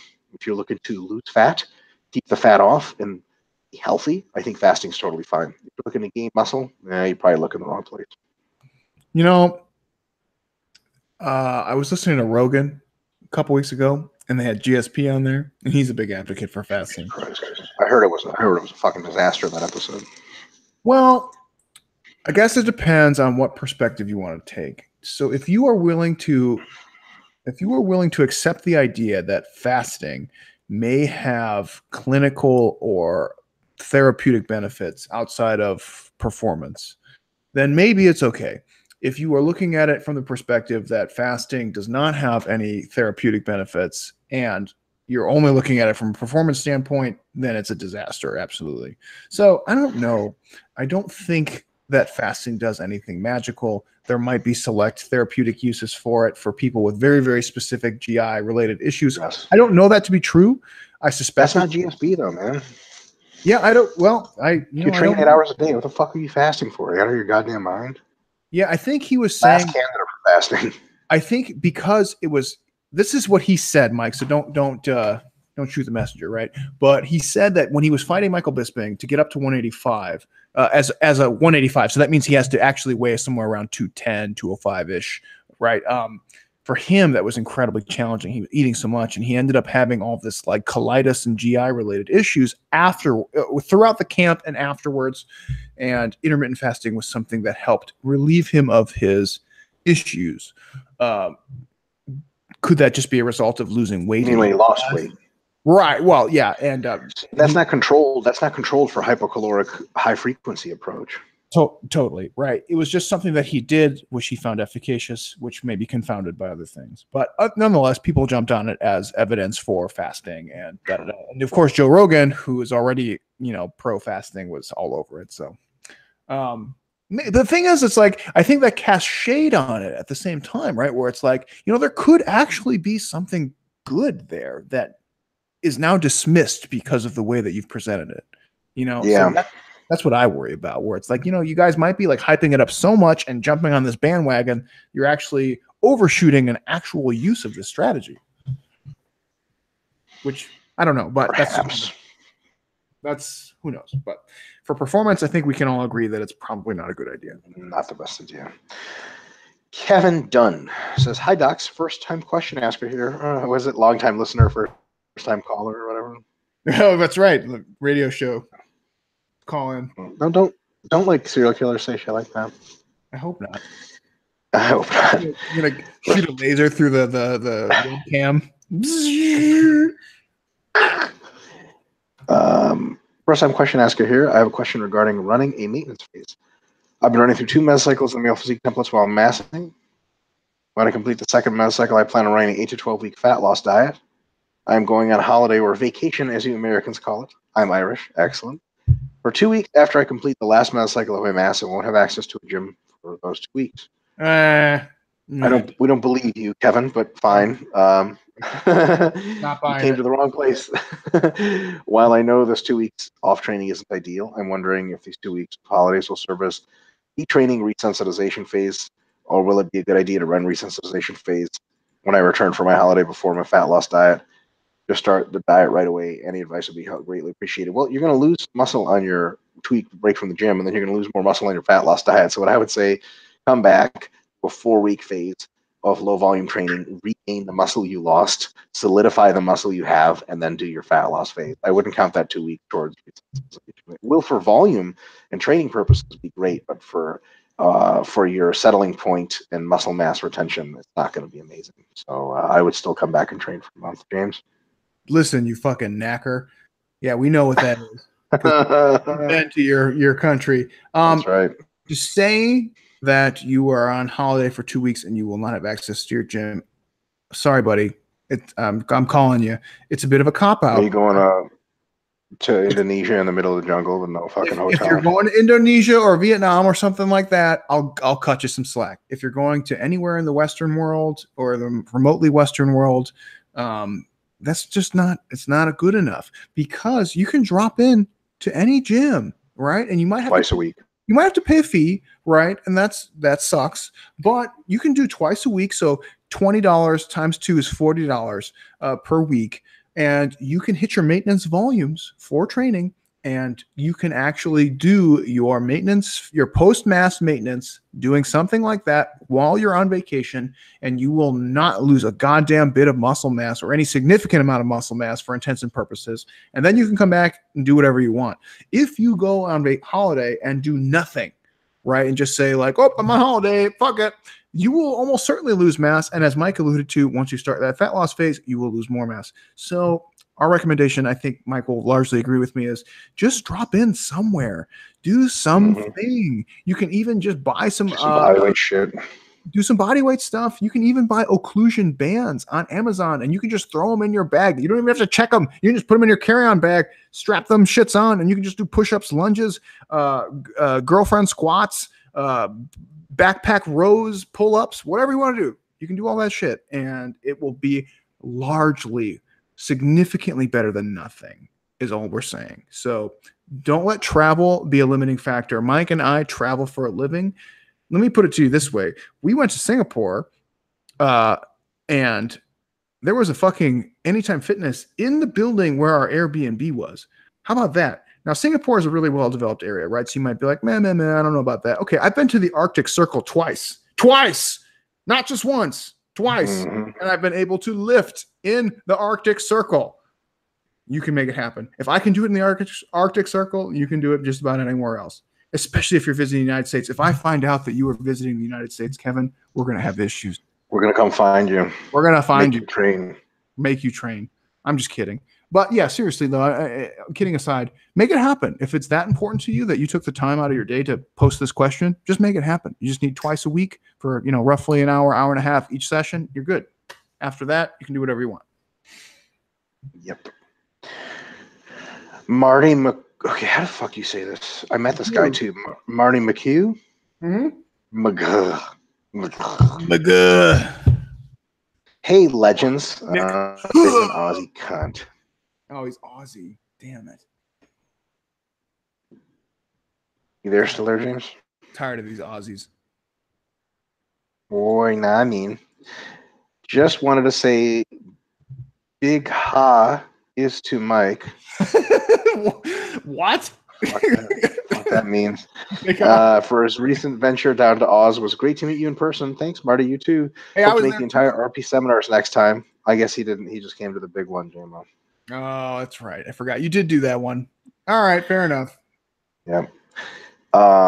Okay, so how would you begin to program back in hip hinge movements for someone suffering from hamstring tendinopathy? I've tried many times myself, but always seem to overstep the boundaries. I was thinking that I've never done them before. Good mornings may be a good choice, as I've never done them and are relatively weak and unskilled with them. Whereas, say, RDL, I was able to do 110 kilos for reps of 12 easy. First workout, trying them again with no pain, but for the next few weeks, flared up like mad. Would you suggest super slow first week ones? Set of 10 RP 6, then next week 2 sets, then 3, etc. Next measure, looking at increase the RP, go RP first, then volume. Thanks in advance, Marty. I'm going to chime in, and then James is going to knock it out of the park because it's more his wheelhouse. I think you need to go very low RP and very low volume and put in one productive mesocycle at increasing the weights on the bar just a little bit. Once you have that, your next mesocycle, you can increase the volume just a little bit and stay low RP and see how that works. The next mesocycle, you can go up volume again. At some point, you're going to be doing pretty high volumes. Then you can start to close the RPE gap, and then you'll be back to normal. Don't try to increase like 1 set 1 week, then 2 sets the next, then 3. That's normal progression. You're fucked up. You can't do normal. So just do 1 set for 1 week, 1 set the next week, 1 set the week after. If there's no symptoms, deload. Then try 1 the week after, 2, then 2, then 2. If you're okay, deload. Then the next month, try 3 sets of stuff. Still submaximal. That's my idea, James. I like where Mike's going with that. What I would add is a layer of intensity, where I would say, actually start with low absolute intensity exercise. Yes. There's no need for you to do an RDL if you have a fucking tendinopathy. Just do like a 45-degree back raise and see how that. Right? Still a hip hinge. It's still hip hinge. It's the same muscle groups. You can maintain a very reasonable relative intensity without the absolute load. So there's no reason for you to try and do like a, and I think your idea is good. Don't get me wrong. He's saying like, hey, maybe I should try a good morning or something. But as you already mentioned, you're unskilled at that. You already have a tendinopathy. Why not do something a little easier? I would say start with a 45-degree back raise. You could do a 90-degree back raise, or even a 90-degree back raise to a glute ham raise, depending on what is pain-free for you. Start with the basic stuff like that. If you can do a mesocycle pain-free, where you do a 45-degree back raise, you add a little bit of weight, maybe add a little bit of volume, similar to Mike's recommendations, and everything's good, then you can maybe try a more challenging movement like a good morning, or you could even do like a cable pull-through. And normally I would say that's kind of lame. But if you have if you're coming back from injury, like try the pull through, see how that goes. If it's something you can manage, then move your way up to a good morning or an RDL or something like that. Again, I think pain-free being the big determining factor, and reducing the absolute load and axial load is probably a pretty good idea until you're back on your feet and you can do those things pain-free. But what Mike said, I think, was golden as well. So I think, long story short, keep the volume and intensity relatively low and incrementally, very, very slowly increase. It's not a rush. Mark Monachino says, hi, Mike and James. Thanks for all the great content. I have a question about protein quality and vegan food sources. I read in the Renaissance Diet that you rank non-animal based protein in descending quality, starting with single complete sources, tofu, quinoa, and complementary and complete protein sources like seitan plus soy sauce, then Satan is Lord. Then single incomplete protein sources. My question is, what would the difference be with the first 2 categories, so with complete versus complementary, And how significant is it theoretically? Amino acids, whether they come from animal versus complete plant versus incomplete plant sources, etc. So as long as the right quantities of total amino acids are consumed, the utility of them should be the same. It depends on which sources you look at. Some complete sources line up very well. Some complementary sources line up very well, where the total complementary yield is very high. Some don't line up so well, so that the limiting factors are still pretty decent. You might get like 50% of the protein is complementary and 50% is not really. Like you basically have to like take a look at individual amino acid profiles, and if they have a ton of amino acids you don't really need and not enough of the ones you do need, and then when the complementary source shows up, it could have a huge tail, so to speak, of amino acids you don't really need, and then just a bit of a complementary profile to the ones that you do. Your total, like you say, protein synthesis utility later, your total yield of valuable protein might not be that great. Whereas with like tofu, quinoa, et cetera, if they're a complete protein source, then it's probably a really good yield. You also have to look at digestibility, which is another factor there. So, some complete protein sources are pretty hard to digest. Some complementary protein sources are not hard to digest. So if their total protein score could actually be higher. I think these are very, very tiny differences. You'd have to dig into very particular specifics. Sources and complete sources, without ever really getting into the incomplete, you're probably taking care of the biggest equation. And then the second part of the question says, as a hypothetical, if you were to compare the protein synthesis utility to hypothetical meals, which would be better, assuming identical macros and fiber content? One with perfectly split complementary proteins, 20 grams for protein plus 10, or 20 grams of protein from tofu, which is a complete source, plus 20 grams of protein from seitan. This difference is so small that it's basically negligible other than advanced trainees. I think the difference between is determined exactly the kind of proteins that you're taking in and comparing all their amino acid fractions and seeing how they stack up for the necessary combinations of amino acids. So basically, we can't tell just from this comparison. We'd have to zoom in and find out what the amino acid ratios are. I think that type of analysis is so minute that there's no clear-cut answer unless you send them off to a lab and you get a fucking NMR and you might not even be able to find that information online. Yeah, I think you're. So I think ultimately the short and dirty answer to what you're asking is like they're probably, though not clearly, they're just not immeasurably different. I don't think that they would be I don't think for practical purposes that they are different. I think that you could send them off to a lab maybe and maybe measure some differences, but how practical are the differences? Man, I don't know. It's hard to say. Yeah, very, very small. Good questions. Adam Stelly says, "Hey there, you filthy animals." Merry Christmas, you filthy animal. Home Alone reference. This is super fucked up, right? What? I'm just gonna say it. The way Home Alone really work is like one of the things would malfunction, and like one of the robbers would get through, and like Kevin would be running, and they just be like, "Fuck!" Just smash his fucking glass off his face. Oh my God. Everywhere there's missing teeth. Like, you fucking cocksucker! I'm a goddamn grown man, and he's just crying and crying, and they just beat the shit out of him some more and lock him up in a room and steal all his parents' shit. And he dies of starvation or something. I don't know. I listened to a really it wasn't the most like profound podcast, but it was some cool insights. It was Sam Harris interviewed a former FBI negotiator. Hey, James, did he say things like, and now we're going to try to parse out, and we're really going to try to map this on to my experience. Anyway, sorry, it's my best Sam Harris impression. It was good. That was good.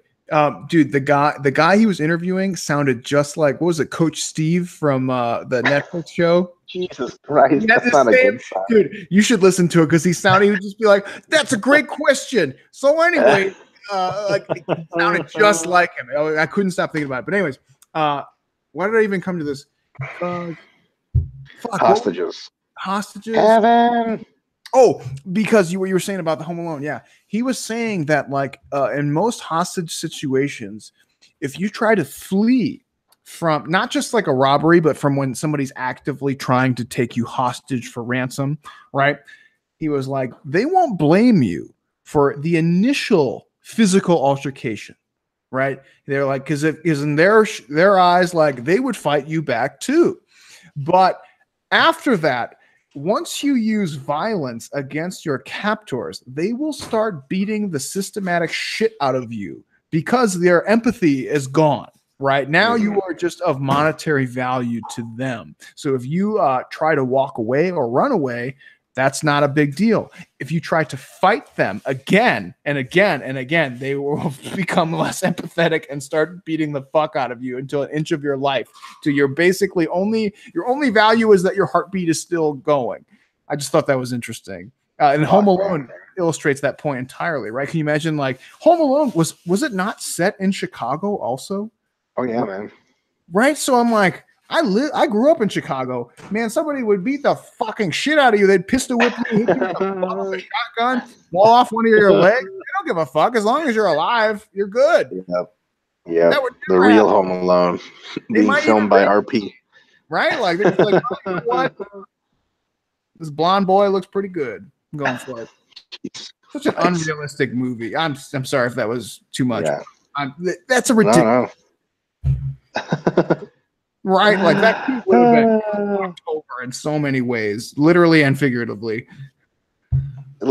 Very literally. All right, so Adam Stelly, reeling from this Home Alone example, no less. I recently finished the Minicut manual, and I've been reading through the Volume Landmarks book. When a question about maintenance volume came to me, in the Volume Landmarks book, you mentioned that you should not utilize novel exercises during maintenance phase. The MV of those novel exercises actually being higher. Wait a minute. Lower. Yeah, that's not right. But in the mini-cut manual, you mentioned to avoid novel exercises during a mini-cut due to the novel stimulus causing more damage to the muscles, which we don't want during the mini-cut. Yep. You also discuss how MEV raises through the course of a mesocycle or several mesocycles using the same movements. Do these concepts not contradict each other? If the novel stimulus causes more damage to the muscle, would it not have a lower MEV and thus also a lower MV? It does have a lower MEV. Maybe you might need to reread that, or unless there's a major typo that we missed. Yeah. Would there not be instances where using novel exercises actually benefit the maintenance phase due to the ability to keep volumes relatively low because of how much lower the MEV is of these exercises? Maybe. There's a lot of other things that go into the construction of maintenance phase where you have to consider what's done being before and after the maintenance phase. It's kind of, I like to think of the maintenance phase as kind of either a continuation or a resetting point, depending on how you want to look at it. So, like, if you're looking at it from a continuation standpoint, you should be aiming to hit big PRs, right, at that point. If you're looking at it as a resetting point, the volume should be relatively low, but it should be setting them up for PRs during their subsequent cut or mass phase. So, depends on how you look at it. Does the difference lie in an isocaloric state versus hypocaloric state? I can certainly understand not wanting to reduce the main intent of MVs during mini cuts, since we're expressly trying to resensitize ourselves for future mass gain potential. Yep, so that's fine. Maybe you want to put them in there. But it almost seemed like using novel exercise in isocaloric condition might actually allow you to keep overall volume really low because of the new novel stimulus. Maybe. I could see this potential being beneficial in a time period of very low training frequency, such as vacation or work situations that necessitates lower training volume time frequency overall. Yeah, I think you're onto the right thing. I don't know if we said that stuff about MV, but if we did, it's either wrong if we said it or you read it wrong. So, Adam, let us know which one it is. Yeah, I feel or like maybe we had good reasoning, which we're not currently recalling. That's another possibility. Like that would be a pretty big miss if that's how it was written. I don't think it was, though. No. Second question pertains to MEV MRV range specific to strength sports. I've listened to approximately 1 billion podcasts where we discuss these landmarks in regard to hypertrophy. A billion. You've listened to them. Yeah, approximately 1 billion. But very seldom discuss them in regards to strength and strength sports specifically. You mentioned that set volume may actually decrease during the course of a strength mesocycle due to the increase in intensity and subsequent fatigue, the results from that. Can you give some examples on determining this MEV MRV progression during a strength phase? The way you have thoroughly described this process as it pertains to hypertrophy. How would one effectively determine where to start and where to finish this type of mesocycle? Would using autoregulatory components such as working up to a given RM for the day? No, don't do that. Don't do that. That's not autoregulation. No, that's not. That's just blowing your load. With some back offsets afterwards, help pinpoint this, or does back offsets in the strength phase defeat the purpose of continually pushing intensity? Yes. Any thoughts on how to design a strength phase based on just maxing? Besides just maxing out every week as a weightlifter would be greatly appreciated. Adam, it's not within the scope of this podcast or this webinar, unfortunately, to help you design an entire phase. We need a little bit more specific questions than that. I will say, go ahead, James. Well, you are right. It's more complicated than we can answer shortly. But I think getting to his specific question where he said, like volume might actually go down in some cases, that is not necessarily every case in a strength phase.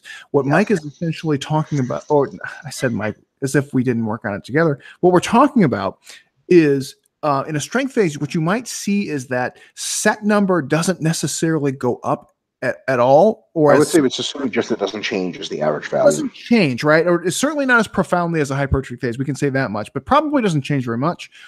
Rep numbers might go down, but still be within the goal range. So if you're doing a general strength phase, that might be like 4 to 8. If it's maximal strength, it might be 1 to 3, something like that. You might start off your mesocycle hitting like 3, 3, 3, 3. And as you increase in intensity, you might be moving into doubles and or singles at some point, which would result in a decreased volume, right? But that is like a very specific scenario where we're not necessarily aiming to decrease volume. It's just a byproduct of an increase in the intensity within our parameters. So I wouldn't look too deeply into that, I think is kind of what I'm saying. Mike? Yeah. So I actually just did a podcast with, fuck if I know who it was. It was a weightlifting podcast, and we talked about volume landmarks. It's God damn it, it was Seb something or other, Seb Ostrowicz or some shit. Look that up. He's a British dude with a Polish name, and he's got a podcast. And That's a great podcast name, the British dude with the Polish name. Yeah. So he and I fleshed this out entirely, but I'll tell you this. In strength training, your MEV and MRV are going to be real close together compared to hypertrophy training. So if you find your MRV, which is easy to do because that's really easy for strength because performance is king there, right? You do 4 sets of 5 one week, and then the next week you can't do, your reps don't convert to the formula max, then you definitely exceeded your MRV, which then you try 3 sets of 5 the next mesocycle, and maybe then you can make progressions with weight. But what I would do is find your MRV, go from there, and then as far as MEV, try to do less next mesocycle and see if you still improve in strength. If you do, try to do even less. If you do, try to do even less. Good thing about strength, the bad thing about strength is it really beats you up. Good thing is if you find your minimum effective volume and strength, you can always work up from there. So try to lower your volume. Once you find your MRVs for strength, like for sure what your top end is, try to do a couple of mesocycles of incrementally less volume, just altering the intensity. So for example, let's say, 5 sets of working weight, 5 reps or so per workout, let's say 3 times a week. Let's say you just train 3 times a week. Let's just keep the frequency the same. Let's say you find that 5 sets per training sessions is MRV. Like you tried 6 sets of 5 and it just you wrecked you in 2 weeks, 3-4 times in a row. So it's not 6, it's definitely about 5. Try to just do 5 by 5 or whatever for 3 times a week for an entire mesocycle. You'll get good results. Then try just 4 sets for an entire mesocycle, increasing intensity. Kind of results you get. If they're still good, great. You don't never need to do 5 again because that's just eating your ass more for no fucking reason. Try 3 sets. 3 sets of 5. Let's say you get really good results. Do that again, or even try 2 sets of 5. At some point, you'll get down to like 2 sets of 5 or 1 set of 5. You get a good result one mesocycle, then shitty results the next, and you realize it was just a peaking block basically. Like, okay, well, it's clearly not 1 set of 5. And then you realize that anywhere between 2 or let's say more realistically 3 and 5 sets of 5 is where you get your results. 3 is your MEV, 5 is your MRV. So now you got kind of a fucking plan. On some mesocycles, you might go 3 sets of 5 the entire time, just increase intensity by a lot each time. Or you might go 3 sets of 5, 4 sets of 5, 5 sets of 5, deload, repeat, something like that. Or, you do just 4 sets of 5 the entire time, but just do really light weights the first week and heavy weights in the second week and then really heavy weights in the third week, so on and so forth. So that's how you find your environmental landmarks for strength, performance-based, but try to go for those lower values because you might end up needing a way less to progress than you thought you did, and you just don't have to beat your ass. There's a lot of people train way too much in strength sports, and they could just train way less if they ever dipped their MEVs low enough. James? Brilliant. I think it was really good. Mike, I hate to do this because I know we're semi-pressed for time here. I'm also tangent. No, by all means. It's related, but tangential nonetheless. I have noticed a trend for myself and a few people that I've trained that the number of weeks of accumulation can drastically change between strength and hypertrophy phases. Have you seen the same relationship? For example, you might be able to do 4-in-1s for hypertrophy just fine, but when you switch to strength, it seems that 3-in-1s become more appropriate. 100%. Well, that's just because that's literally because the MEVs and MRVs are really close together for strength. So it's just there's just not anywhere to go. Exactly. No. Yeah, I was. It's becoming like painfully apparent in a couple people, and actually myself included. I just thought it was interesting. It's one of those like measurable things where I'm like, wow, you can actually see this is like a clear relationship. I thought that was cool. I think that's totally fine. Yeah, I think it's totally fine. It's a lot of times you just let's say you bench 315, then you bench 325, then you bench 35, then you need to deload. Next week you come back, then you do 325, 335, 345, then you deload. Then you do 335, 345, 355, then you deload. You might put together like 3 or 4 strength mesos in a row for a real good strength block, whereas you could just have done that in 2 blocks with hypertrophy, that same walk as far as relative intensity is concerned. I think a lot of people, you need to answer this question more times than I think it got through. People used to ask us, okay, we do like 315, then 325, then 335 deload. I need to do 345 on the next microcycle, right? It's like, Jesus Christ. No. Remember that overload exists in a range. You start at the bottom of that range and go to the top. The bottom for you, if you've done all the way up to 335, might be 320 or 325. It sure as hell isn't the very top of the next range. Like, yeah, if you do 345, you'll have one good workout in you, and then you'll just shit the bed after that. So work through that range. I think it's a good idea. It's kind of fun too. You can like start to really like. It's fun playing with the volume landmarks in your own training and figuring out like, it's actually not only is like the numbers different, but like the accumulation deload protocols are different. Everything's different when you switch. It's Mercia Balai says, this is for James. Regarding what Dr. James says 2 weeks ago on the webinar, taking melatonin 90 to 120 minutes before bed. What if I go to bed about 2 to 3 hours after my workout? Should I then take melatonin after my workout? Would it have any negative effects on adaptation like antioxidants or NSAIDs have? That's an awesome question. To my knowledge, which may not be comprehensive, I don't think that melatonin has any direct inhibitory effects on recovery or adaptation. I think, in fact, given that situation, your goal once you finish your workout is to begin unwinding as quickly as possible, not only to start promoting recovery, but also because bedtime is there's a short window in which you're going to be going to bed. So if you are still really physically and psychologically aroused, it's going to be hard to go to bed. So my point is that at least from a theoretical basis, I think that taking melatonin immediately after you lift or get back home from lifting, knowing that you're going to go to bed in a few hours, I don't see any negative side effects there, unless there's something I'm missing, which maybe Mike is privy to. But to me, that is going to be promoting the parasympathetic relaxation state that you want, regardless of what time of day it is. But certainly factoring in the time of day when you're trying to go to bed later, I don't see that as a problem. In fact, it may be a very large benefit. Mike, do you have anything on that? No, nothing. I'm not aware of anything. It seems like if it had that kind of effect, it would just be real random. So I wouldn't worry about it.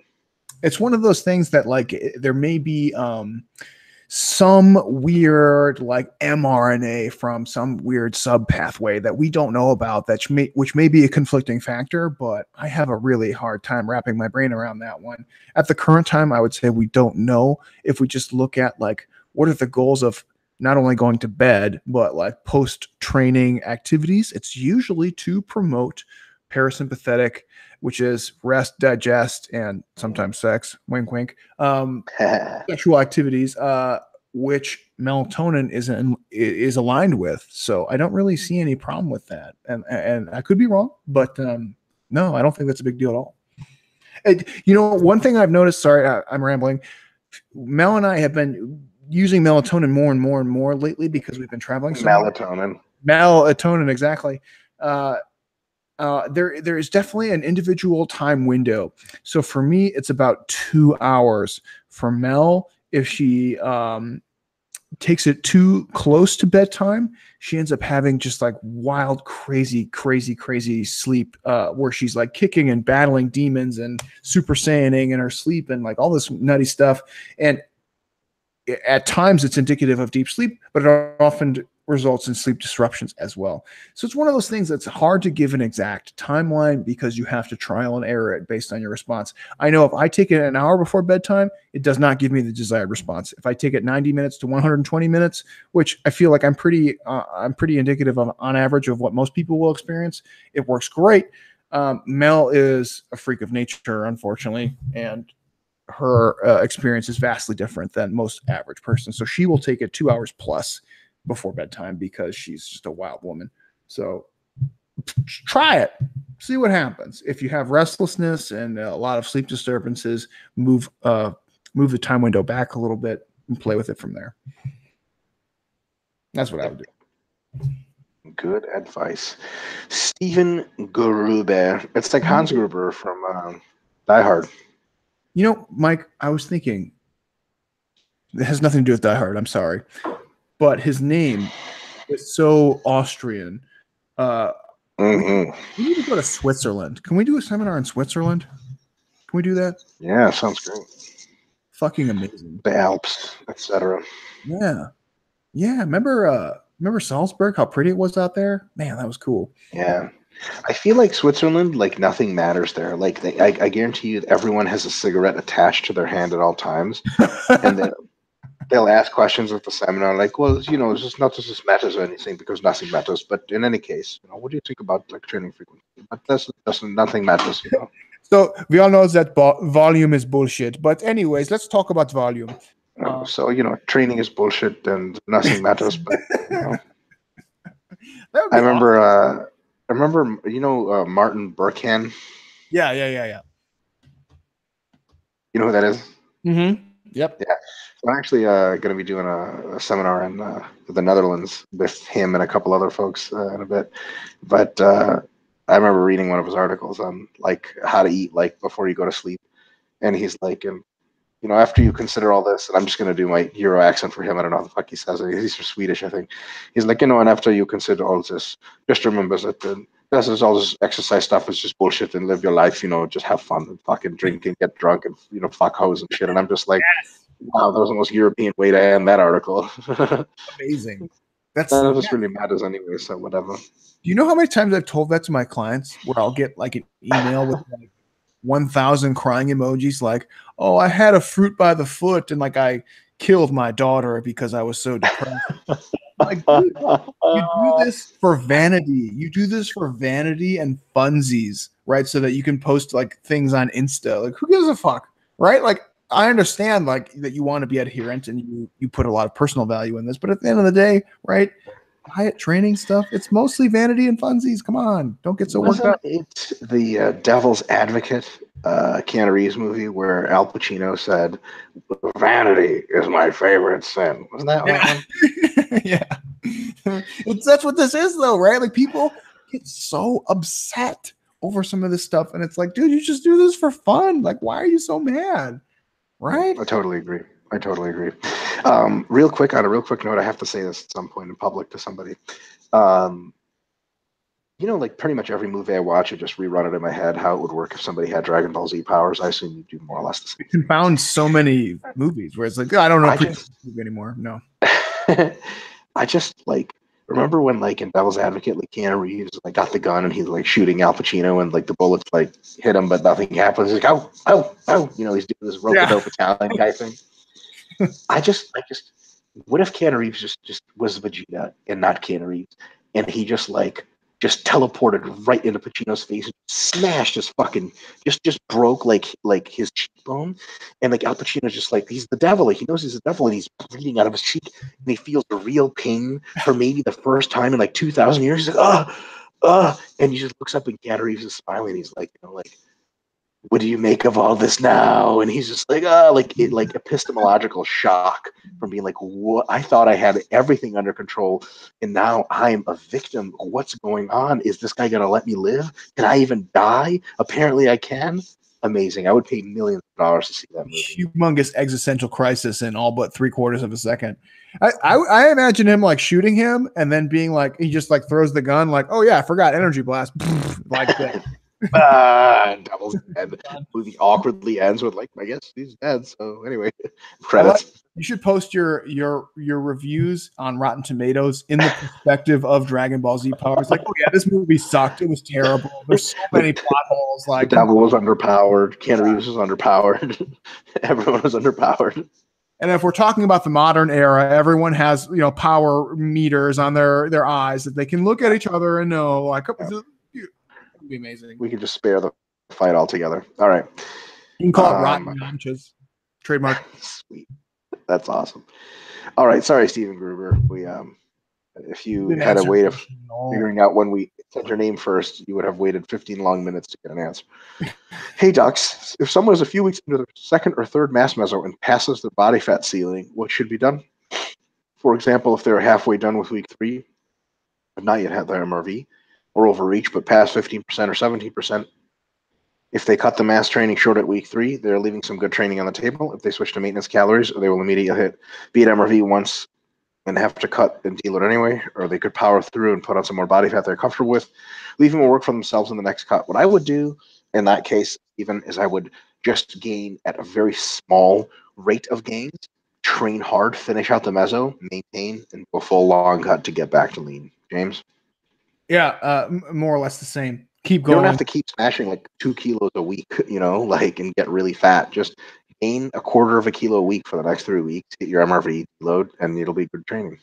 It depends on too, like your level of investment in the process. So if it was me personally, and this is like the information that I came across, you're gonna laugh at this because you're like, this guy's a sport physiologist, right? But if it was me, I would just be like, fuck it, I'm gonna just keep going. Because it's so much of a pain in the ass to change all that stuff.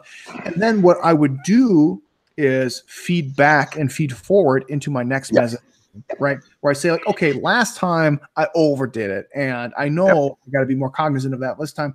So for me, it would be like a balance of like, how fussy do you want to be over this shit? And that's worthwhile because like, are you going to really hit the brakes? Like, because you might, here's the alternative, right? Where you might be like at week 3 and you're like, well, I've exceeded my body fat. I'm getting a little chunky here, but you also might be hitting the best PRs of your life at the same time. So do you really need to hit the brakes at this point? I would say maybe not. Just keep going and then readjust the next time around. I think what Mike said is equally valuable if you are willing to do that level of analysis. If you're not, my approach would be a little bit more lazy and just ride it out and then readjust next time. Yep. Magnus Alcazar. Wait, that was a sweet name. That is a sweet name. Is he Latino or is he Scandinavian? I can't. Right. Hi, I have a question regarding a 3-day full body split.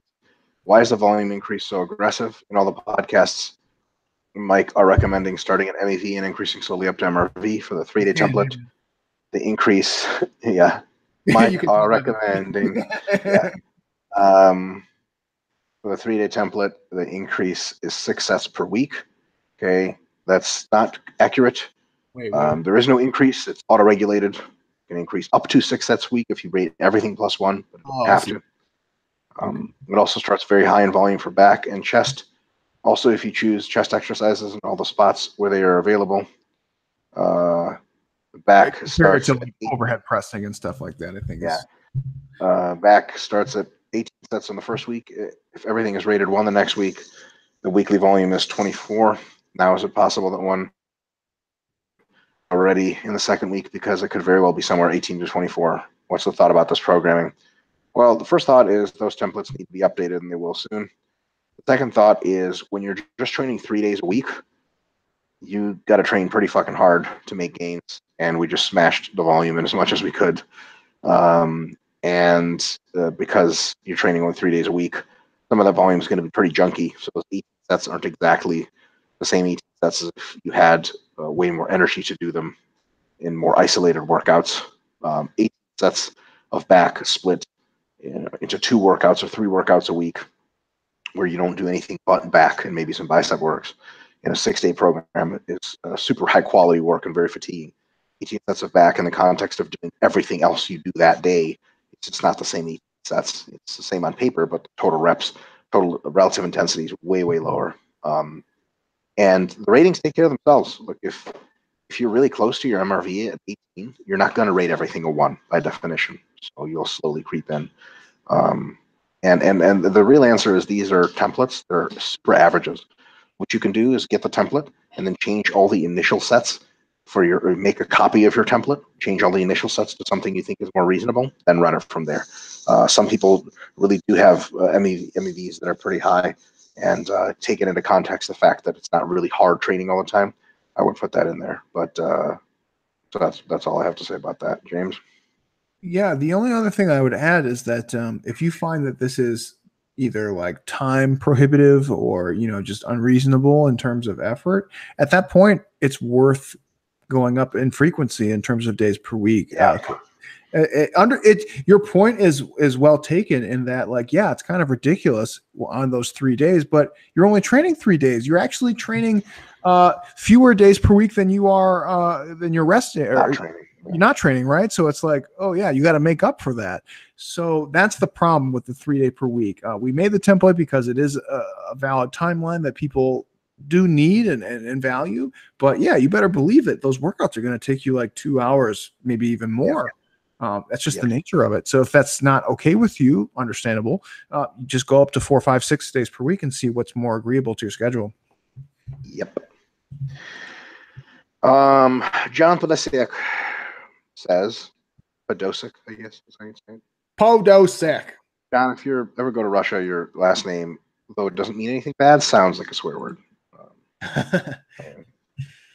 Just know that it's like a Michael Shiznit. You'd be like, that's not technically a swear word, but it sounds bad. Dangerously close. So if you can imagine your name, Michael Shiznit, that'd be like, dude, you're the man. You probably get laid a lot or something. I don't know. It's like Shat.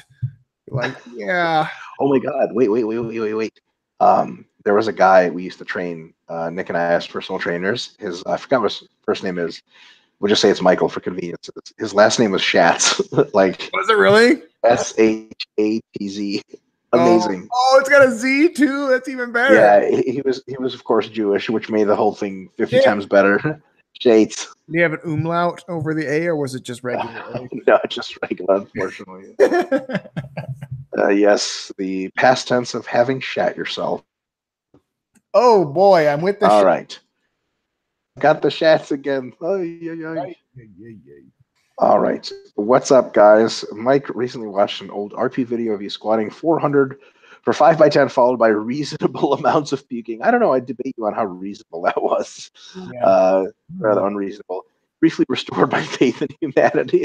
Thanks. Really? I thought it would have diminished it. Like, exactly. Like, this guy's retarded. What is he doing? All right. If you. All right. A few questions about increasing load within a mesocycle. I noticed in the male physique templates, the weekly weight increases are only about 2.5% per week, starting from week 2 on. For 250-pound 10RM, it comes to 250, 225, 230, 235 for 4 weeks. 5-pound jump surprised me a bit and got me thinking more deeply about appropriate weekly weight increases. Question, you elaborate on the reasoning for these percentages. Absolutely. The primary driving factor of hypertrophy is volume, not intensity. So long as intensity is going up somewhat, not ton, most of your overload probably should come from volume increases for the most muscle mass, which is why those are small. That's why they are that small. It's realistic, like reasonable. We weren't going to do anything less than 2.5% because if you think about that, it'd be like 215, 225, 225, 225, 230, right? If they're like 1% or some shit. Now, folks lifting very small weights, that still happens, but we try to obviate that as much as possible, as big of a range as we can. I'll tell you this, any program in hypertrophy that goes up more than 2.5, like if it's 5% increases, boy, oh boy, that would get out of hand real fast. You wouldn't be able to progress much in volume.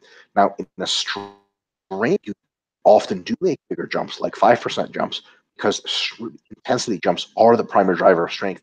Volume jumps much less so. So it flips with strength. But with hypertrophy, yeah, most of your increases come from volume, James. Yeah, that's it. So I was gonna add that it would be the reverse for strength. The other thing to consider is that if I'm not mistaken, the male physique ones are 4-on-1s, right? So it's there's only so much intensity that you can jump across 4 weeks. Yep. Whereas a 3-on-1, you can maybe make a 5% jump one of the weeks, maybe a smaller one the next week. But you can't make a 5% jump every week unless you want to deviate from the repetition range that you're working. Or make the rep shit way too easy in the first week, way too hard in the last week. Exactly. So that's kind of why I think Mike mostly summed it up there. So there's if it's a shorter accumulation phase, you can be a little more aggressive, and if it's longer, which 4-on-1s, I don't want to call that long, but it tends to be longer on the longer end of the spectrum, I guess. You can't jump. You just can't jump that much, and it's not necessary, as Mike already said. The bigger factor is volume, so there's no need to push the intensity quite so aggressively.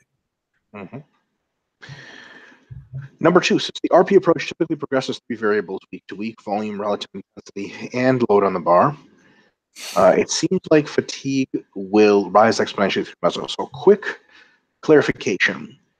A relative intensity progression is a result of progressing load on the bar while keeping your reps at least the same. Yes.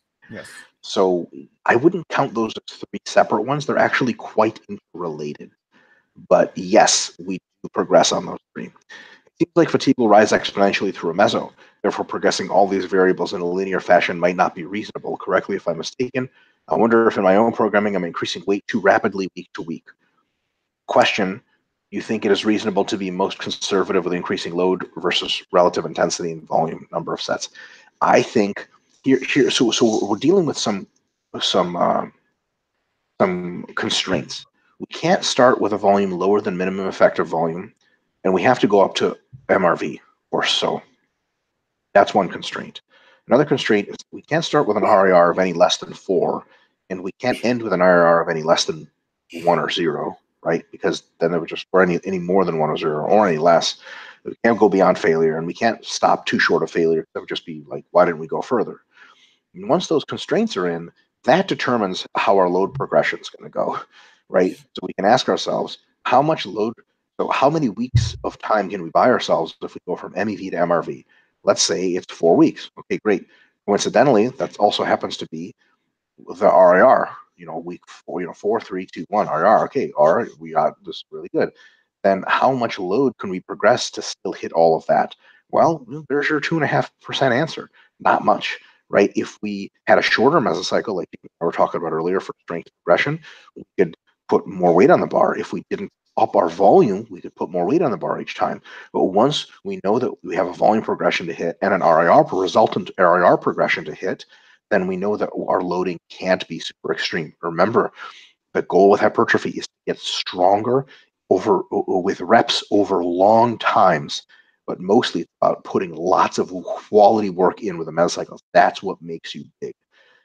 Strength is about getting stronger first and worrying about workload only as a way of delivering the intensity increase to you in enough volume. So when you talk about hypertrophy, don't get too carried away with trying to increase your squat 10 RM as fast as possible. Think about the most sets of 10 to 12 that you can and still recover from over the course of multiple months. That's how you're going to get huge. And the weights on the bar are going to increase, but it's going to increase slowly. Muscle growth takes a long time because remember, when strength progression occurs because of muscle addition and neural factors, so it can potentially occur faster, especially in the short term. Muscle size, your muscles just grow slowly. You can't progress on weights on the bar that fast. Brilliant.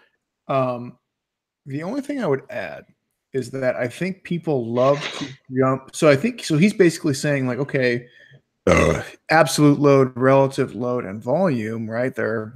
How do we do that? Well, this really only becomes a truly problematic scenario.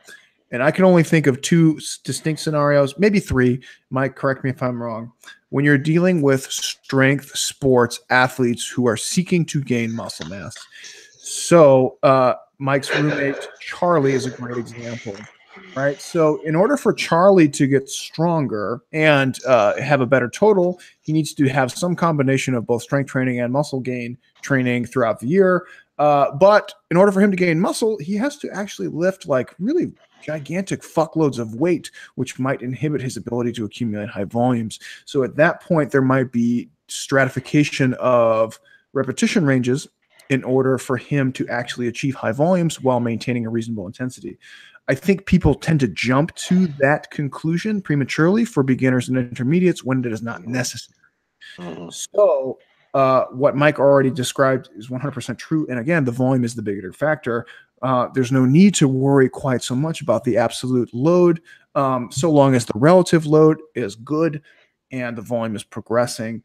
That does become problematic. And the three examples that I can think of is in the sport of powerlifting, weightlifting, and maybe strongman. And if you maybe want to throw in sumo wrestling as an example, I'll give you credit on that one too. Outside of that, I don't really think that you need to differentiate the intensity in terms of absolute and relative load too much. What do you think about that? Yeah, agreed. I think for strength sports, it's a differentiating factor, but for everyone, totally, because then it's a specific kind of hypertrophy you're looking for, as opposed to just generally getting bigger. Yeah, exactly. All right. Nice segue from Charlie there to the next. Yeah, really. The winner for the most Scottish name of all time, Angus Cresswell. Good fucking God. Hey, Docs, I recently listened to an episode of your guys' podcast where you had Charlie on. Awesome stuff. I didn't know force feeding could get worse than puking. Yeah, apparently. Yeah, thankfully I never esophagus. How about tore that? Thankfully I never tore my goddamn esophagus. That's some crazy shit. Super entertaining story, though. For a fat loss phase targeting 1 pound weekly loss, if the meso links 5 weeks, including the deload, how many consecutive mesos could I run this fat loss phase before getting into a maintenance phase, 4 weeks fat loss, 1 week maintenance? I would say hard to say. 3. 3 is like, I wouldn't run more than 3. Yeah.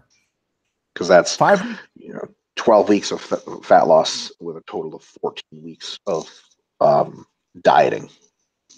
The 4 to 1s are great, but more than 3 mesos of that is damn near impossible in my experience. Yeah. Usually 2 to 3 is the golden zone. For people who are particularly, I don't want to say like tough and resilient, but for people who have a high tolerance for suffering, 3 is doable. Most people, it's more like 2 times 5 maintenance, 2 times 5 maintenance as needed. Yep. Would the 4 to 1 ratio of fat loss to maintenance be sufficient recovery to continue the fat loss phase for as long as I require? Absolutely not. Not even close. What about 3 to 1? Absolutely not. Not even close. I think that 3 to 2 starts to approach that, but then you run into momentum issues. If you're doing 3 weeks of fat loss, 2 weeks of maintenance, it's a ton of flux. Like your body water's all over the place. You're some real good fat loss momentum, then you have to stop. I think 4 to 1 ratio-ish, something around there, and then just running 3 of those back to back to back and doing a proper maintenance is the way to go about things. Yeah, totally. Melissa Davis, one of our RP folks, and engaged to Dr. Hoffman there, really has a good. Yeah, she really has a good rant about the momentum break, because people try to get fancy with like, oh, I'm going to diet for 2 weeks, then maintain for 2 weeks, and diet for 2 weeks, and maintain for 2 weeks. And never mind the fact that it's really hard to track that, because you're trying to like estimate calories, and some weeks you're less and more active and overeat, undereat, and then you don't even know if you're losing weight over the long term because it's such slow weight loss.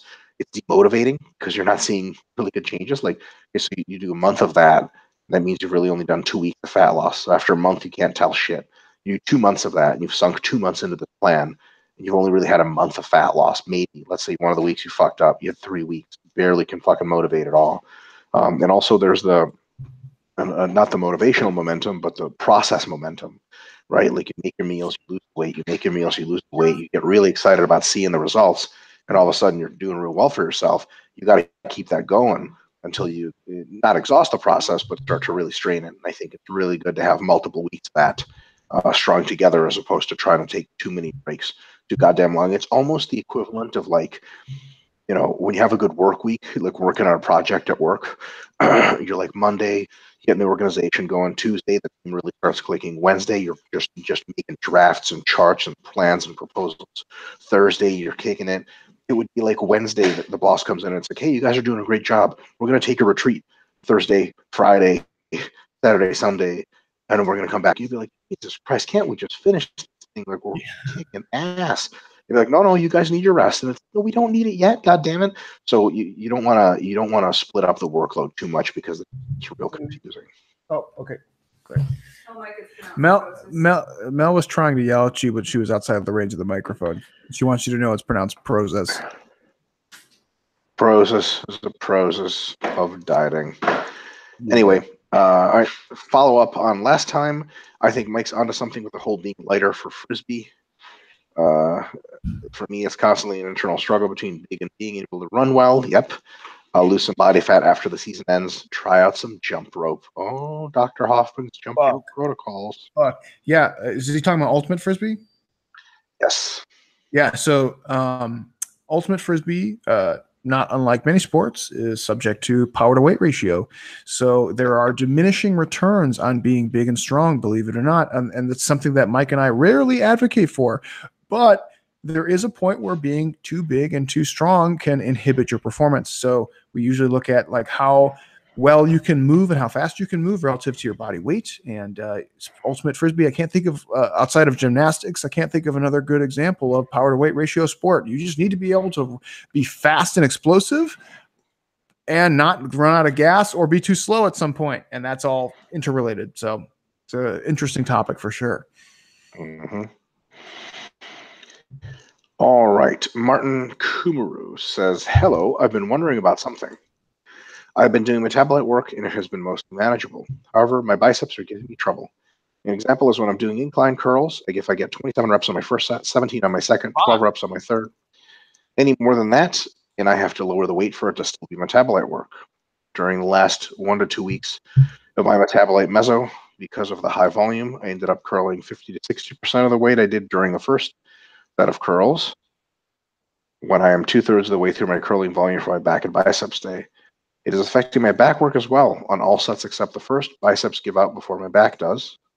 If I'm doing my metabolite work, taking a 3-minute break or more between sets seems to be ideal if I want to be back. If I want my back to be the one that gives up or want the rep loss between sets to be significantly less while doing curls. My question is, should I continue doing metabolite work for biceps and back or just accept the performance loss? Or should I make an exception and not do metabolite work for those muscle groups? So my first question, Martin, is why are you concerned with these reps? If you're getting these gnarly pumps and a ton of lactate accumulation like you're supposed to be on metabolite, it doesn't matter if you're doing 5. Like Borge Fagarelli, who invented the concept of myoreps, is basically you do like a 20 rep set, you rest like 3 or 4 seconds, and you do a set of 5, and you rest 3 or 4 seconds, you do a set of like 4, and then you do a set of 3. That is basically metabolite work. It fucks you up completely. It's awesome training, and those are really small reps, so I would not be concerned with getting super low reps. It's still metabolite work, even if it's low reps, as long as your rest breaks are short and you're getting great pumps. James? Yeah, that's a great answer. I would also say, and Mike, feel free to chime in or contradict what I'm saying. I have found metabolite work directly for the back to be less and less efficacious outside of just doing high volume back training. I actually basically don't even recommend metabolite work for the back most times. Yeah. It glitched out. I didn't hear what you said. I'm sorry. I actually basically don't even recommend metabolite work for the back most times. Oh, okay. So we basically agree. So high volume work for the back is great. Metabolite work for the back, I don't know. The thing is, most of the supersets and stuff don't work for the back. Yeah, because they're so slow twitch in nature, it's just it's really tough to get a good metabolite thing going with the back. So I think you could probably nix that, and you can focus on metabolite work for your arms, which seems to be a good idea. And then if you need to take more rest time for your back to make sure you're getting nice and high reps for higher rep phases, that seems fine with me. I don't know. I would probably nix the back metabolite stuff, though. That's probably not worth your time. Yep, I agree. All right. Jason Laimonis. You gotta say it was a French guy. Lemonier.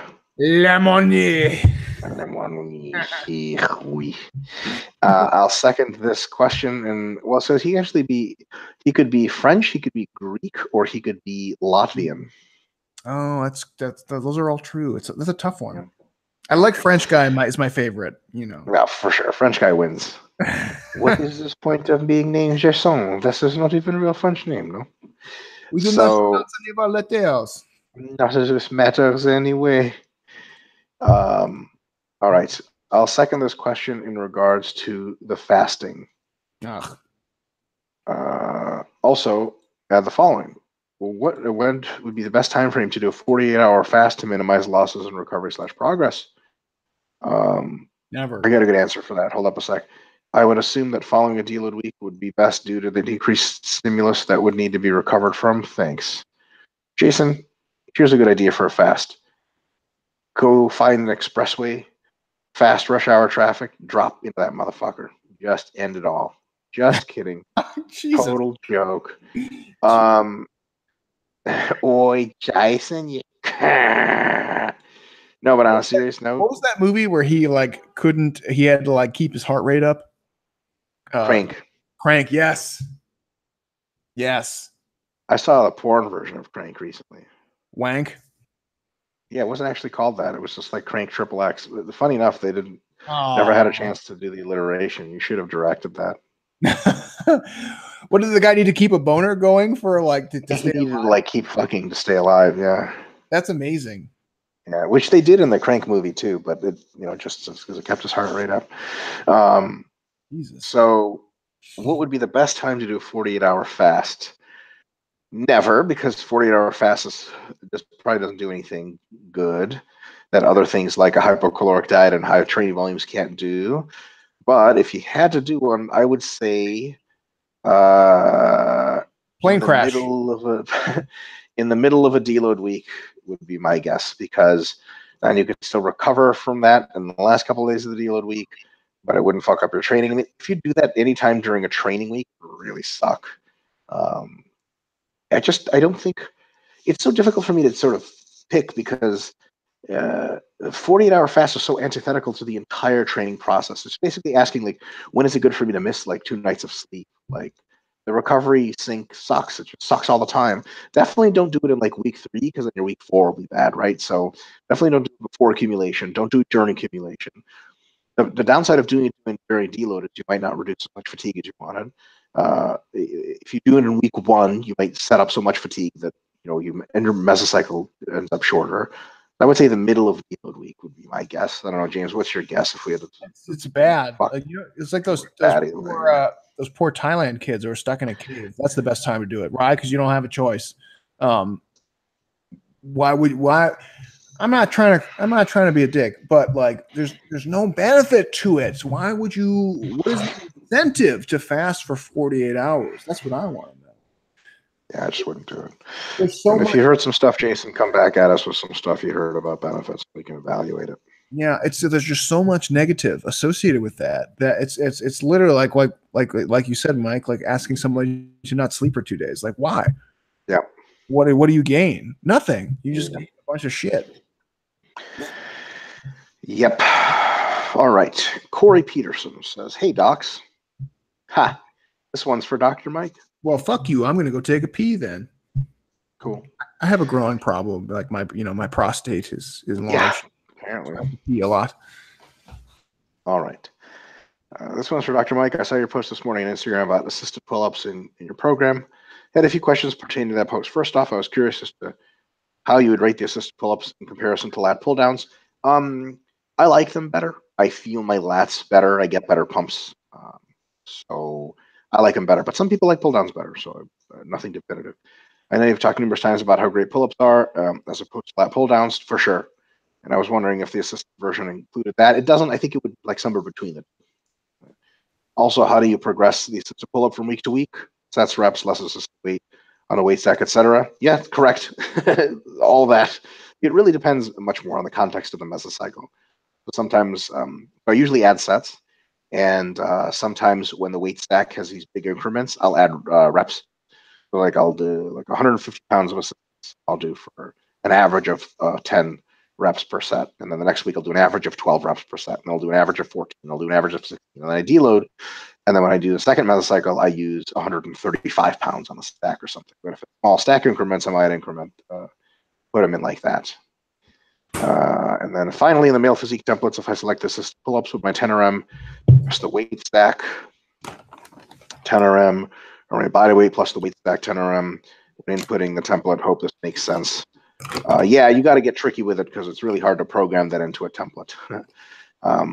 So you basically have to use your body weight and subtract the weight, right? So if you weigh 250 and you're using 100 pounds, then the load you put in is 150, right? And then if you use 90 pounds the next week, then 250 minus 90 is 160.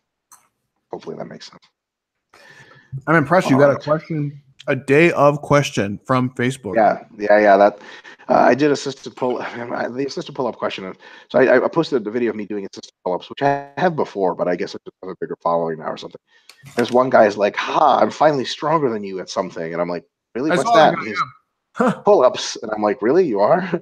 He's like, "Yeah, because you can't do pull-ups, right?" I'm like, "No, I can do a shitload of them with weight." He's like, "What? But why are you doing assisted pull-ups?" I'm like, "Because I'm tired from rows and I want to do higher reps." And he's like, "Oh," and I'm just like, some of the stuff that comes up on Instagram, like this is a really good question. Some of the questions on Instagram is like, man, I can't tell if you lift weights or not. Like, why would you ever ask anything like that? It's really insane. It's just like, it is funny because like to juxtapose this to the crowd, like the bro crowd, that's like just fucking lift and eat, brother. It's like you don't understand. A lot of people just have no idea what you mean when you say just lift. Like you literally don't know anything about lifting, and they need descriptions. That's why we're here. We're educators. Your baseline just happens to overlap on what is effective. Theirs does not. Yeah. You know, or you got mentored by a bodybuilder who has the wisdom of 60 years of other bodybuilders behind them. Not everyone gets that opportunity. I don't know what the fuck's going on. Dude, I don't know if you've had the same experience, but sorry for eating. I was a little hungry. The lat training is really tough because like I find, and this is because I full disclosure, I suck dick at pull-ups and I always have and I always will. But I cannot do pull-ups in high enough volumes outside of doing close grip pull-ups for really, really heavy weight to really get a lot of soreness or pumps. But assisted pull-ups and lat pull-downs fuck my shit up. But I have to do a lot of them. I can't just do like 3 or 4 sets. I have to do like 8 to 10 sets to get something out of it. But I can do 8 to 10 sets of pull-ups and my tendonitis will just flare up at that point. Yeah, totally. Because you're training too heavy, basically. Right. Yeah, it happens to a lot of people. I think people assume that pull-ups are like push-ups. You should be able to do a shitload of them. No. Anyone who could do 10 full pull-ups is doing real well for themselves if they're of an adult weight. And people just think like I should be able to crank out sets of 10 or 15. Like, no, if you're 200 pounds and you could do sets of 15 pull-ups, your back is fucking enormous. Very few people. Yeah, or you're just leveraged to be real strong. So I got the stretch arm, strong arm. So it's just really a pain in the ass. Yeah, sure. So yeah. I measured my reach. It was like 76 inches or something. Oh, cool. That's the size of my dick. My wife just walked in on that exclusively. Like she just walked in to just hear that. She's like, I know that's not fucking right. I'm just kidding. She knows that's she actually wheeled in on a fucking wheelchair. You know what I'm saying, Jeff? Feel me? That's how that shit works. Yeah, because 76 inches, bro. Give that some thought. Oh, yeah. Every Monday and Thursday, she's got to wheel around. I thought she was legitimately injured. Hag leg. What happened? You know, some people they have this little scooter. You know, the scoot when people hurt. Yeah, totally. She's on that thing all the time. Scoot. All right. Tony Drotnell rounds us out for this evening. Good. Hey guys, is there any detriment? Yes, the last guy I ever want to hear from. Hey guys, is there any detriment to varying frequencies? Jesus Christ. Frequency questions. That's good. This is exactly what our P+ is for. Hey guys, is there any detriment to varying frequency over a mesocycle? Yes, and I'll get to why in a second. The past month has kept me busy with an intermittently flooded basement, during which I've coincidentally developed an interest in making training more time efficient. Here's what I'm currently doing on a chest specialized mass phase, keeping the specialization narrow due to my time restricted recovery limitations. Fair enough. 2.5 training days, Monday/Tuesday, covering full body, MV, just enough stimulative chest and back work. At home, Thursday to head MEV, one-time frequency for all the other muscles. Okay. Week 2, that's week 1. Week 3, 3 training days. Thursday now has more volume, blah, blah, blah. Week 3, 4 training days, adding a Friday. standard upper lower split, blah, blah, week 5 deload. Obviously, this wouldn't work with too many muscle groups being specialized unless the sessions are very long. But I'm leaving even chest gains on the table its way. But am I leaving even chest gains on the table its way? Should I maintain all our muscles easily at one time frequency on a mass? But when doing this, a full body MEV and a cut risk muscle loss. I think it would risk muscle loss if you did this in a cut.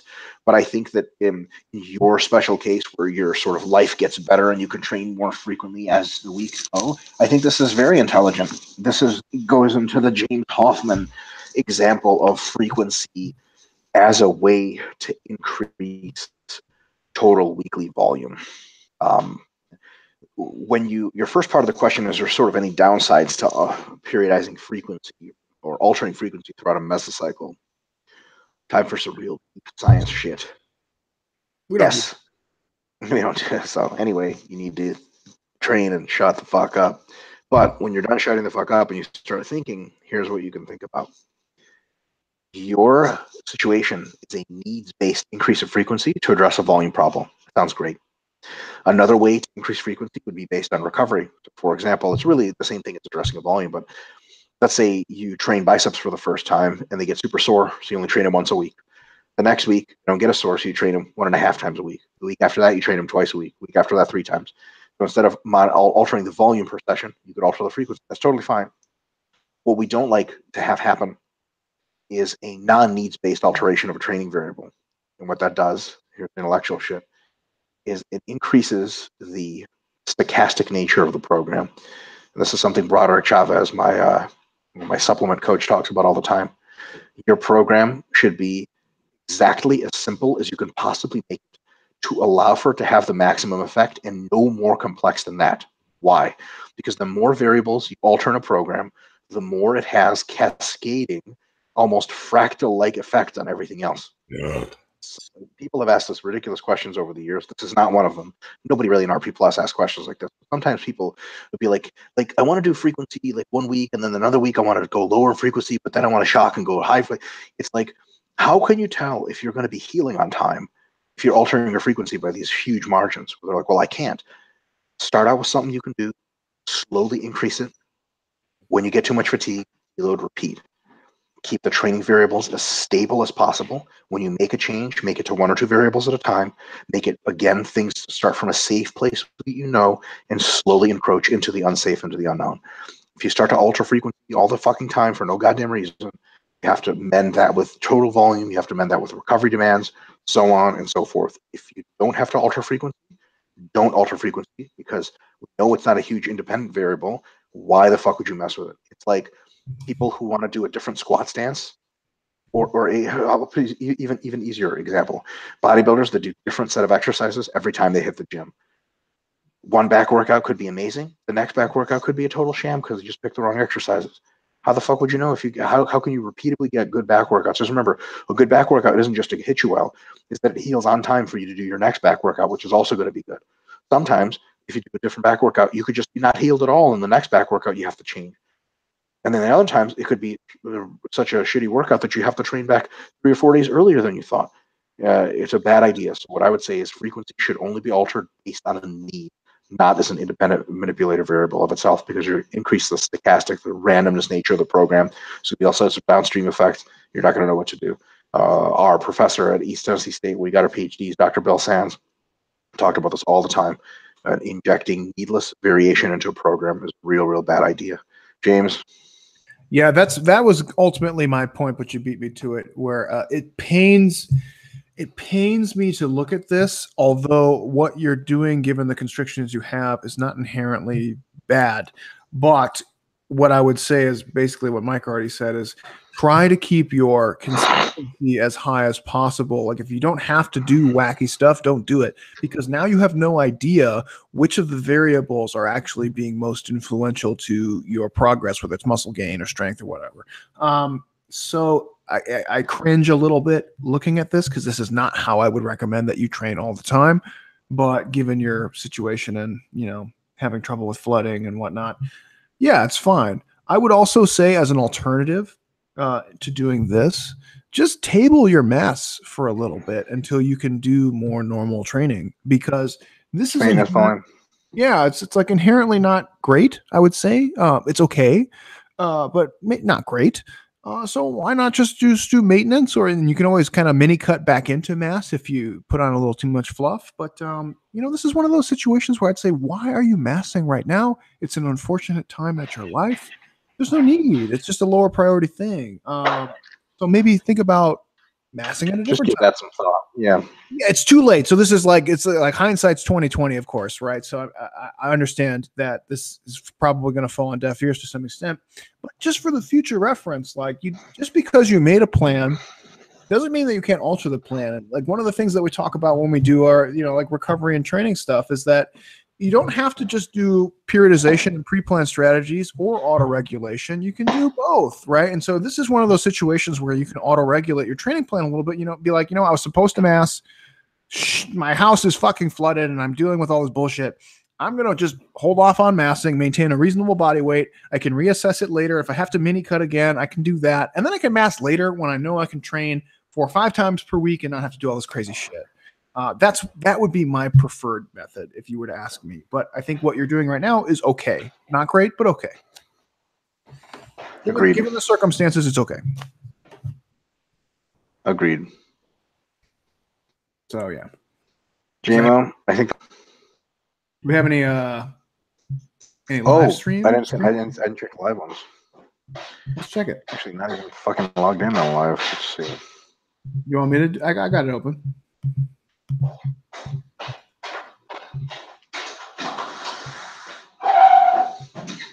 Jesus.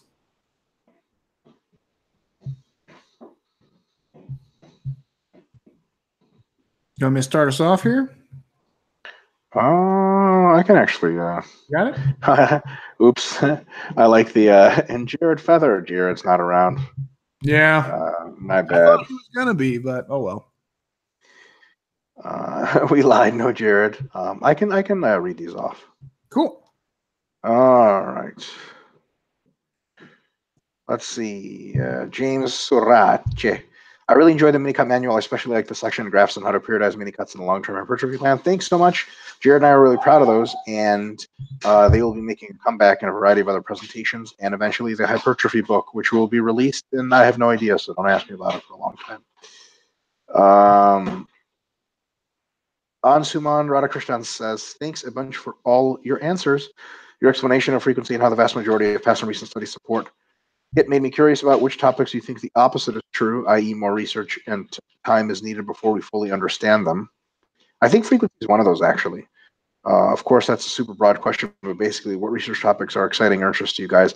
I would love to see the fractions of muscle growth and fat gain that result in various approaches. And I think there's very little research on that now. Like a study just came out recently that pretty aggressive muscle or weight gain seems to be worth it. A couple other studies came out before that seemed to indicate maybe wasn't worth it or maybe.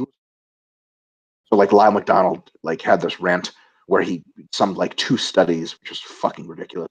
And he was like, it's not worth it to gain muscle, get really heavy to gain muscle because you'd end up just gaining fat. And it's funny when you actually read the methods, the study says you actually gain quite a bit of muscle with aggressive rates. And then this recent study supposedly supports that it might be worth it. Like you actually do gain much more muscle if you gain weight faster. But I really don't think that's very well.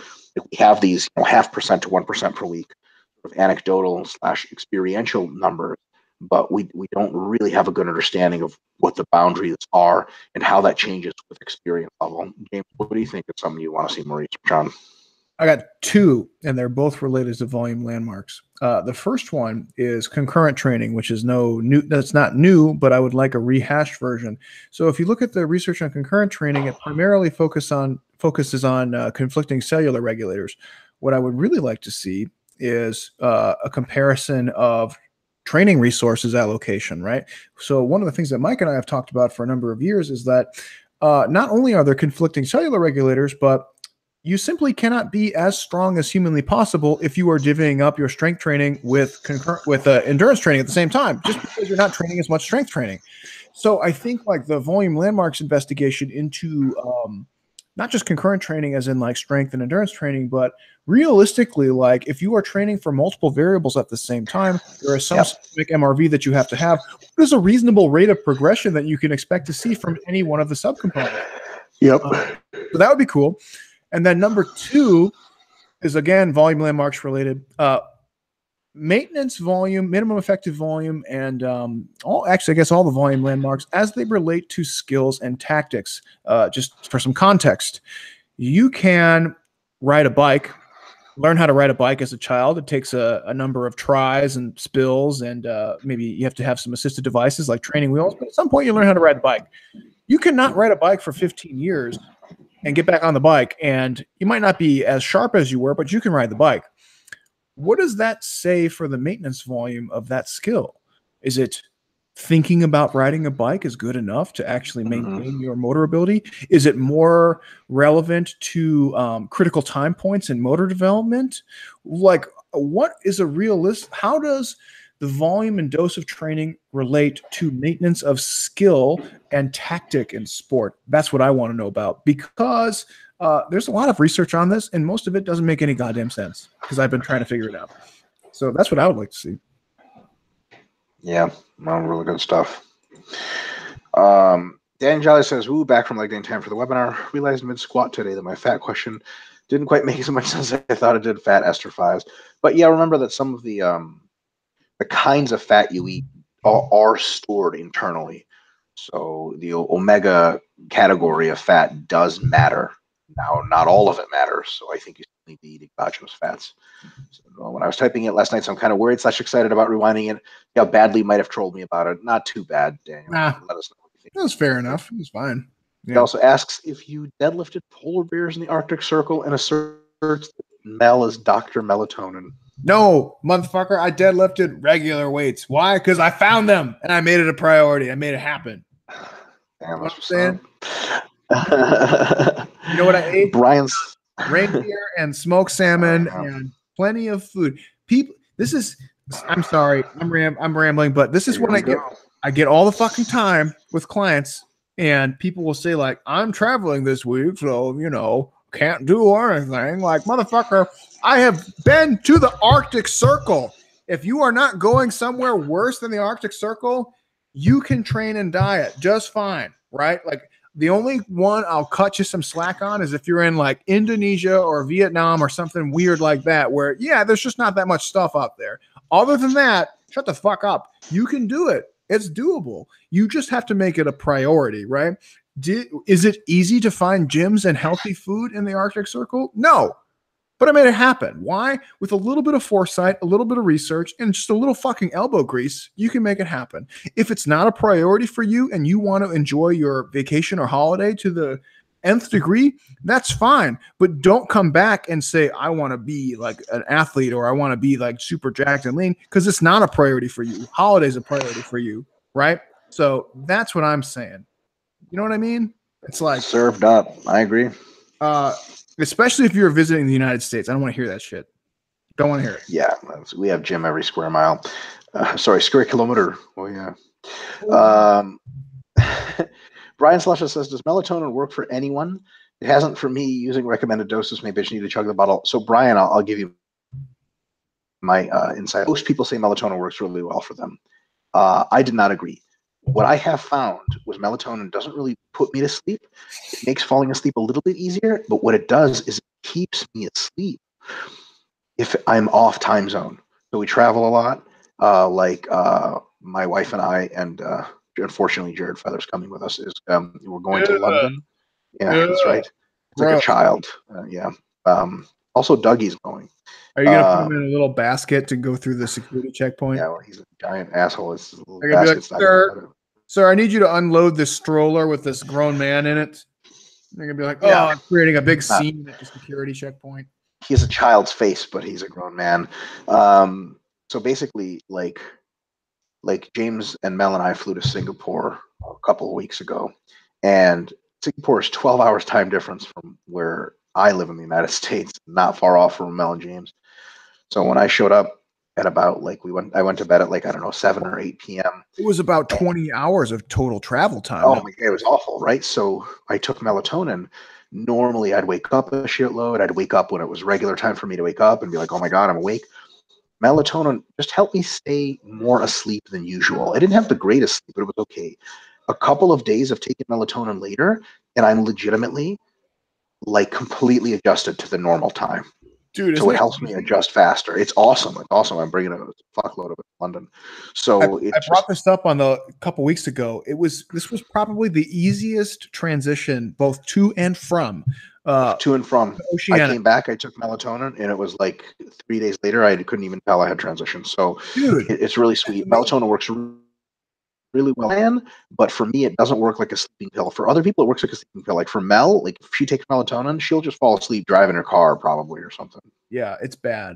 It's more related to regulating your biological clock. But to answer your question, Brian, no, it does not. It does not have the same profound effect. Some people need large doses. Some people need small doses. Some people are relatively non-responders. It's something you got to play around with. I know, like, I don't want to speak for you, Mike, but I know, like, Mike, you were using when we were traveling closer to like 5 grams. Is that correct? Doses? Other people, like 1 gram, will have them having like just completely ridiculous, vivid dreams. Mel and I take somewhere between 1 and 3 grams. You know, it's very variable from person to person, and the effect that you elicit sometimes is not always the same. So yeah, there's a spectrum of responders and less responders. So I would say it's something that's good to rehearse maybe once or twice before traveling to something really substantial. And we have found it to be very efficacious, seeing as how much we travel. I remember last year when we went to Australia, it took me 2 weeks to get back to normal. And then we went back to, Mel and I did another trip to Fiji and New Zealand, which is damn near in the same spot.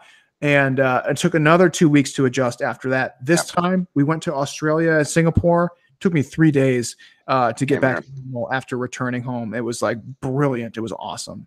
So it's useful. It just depends on the timing, dosage, and your individual response. Yep.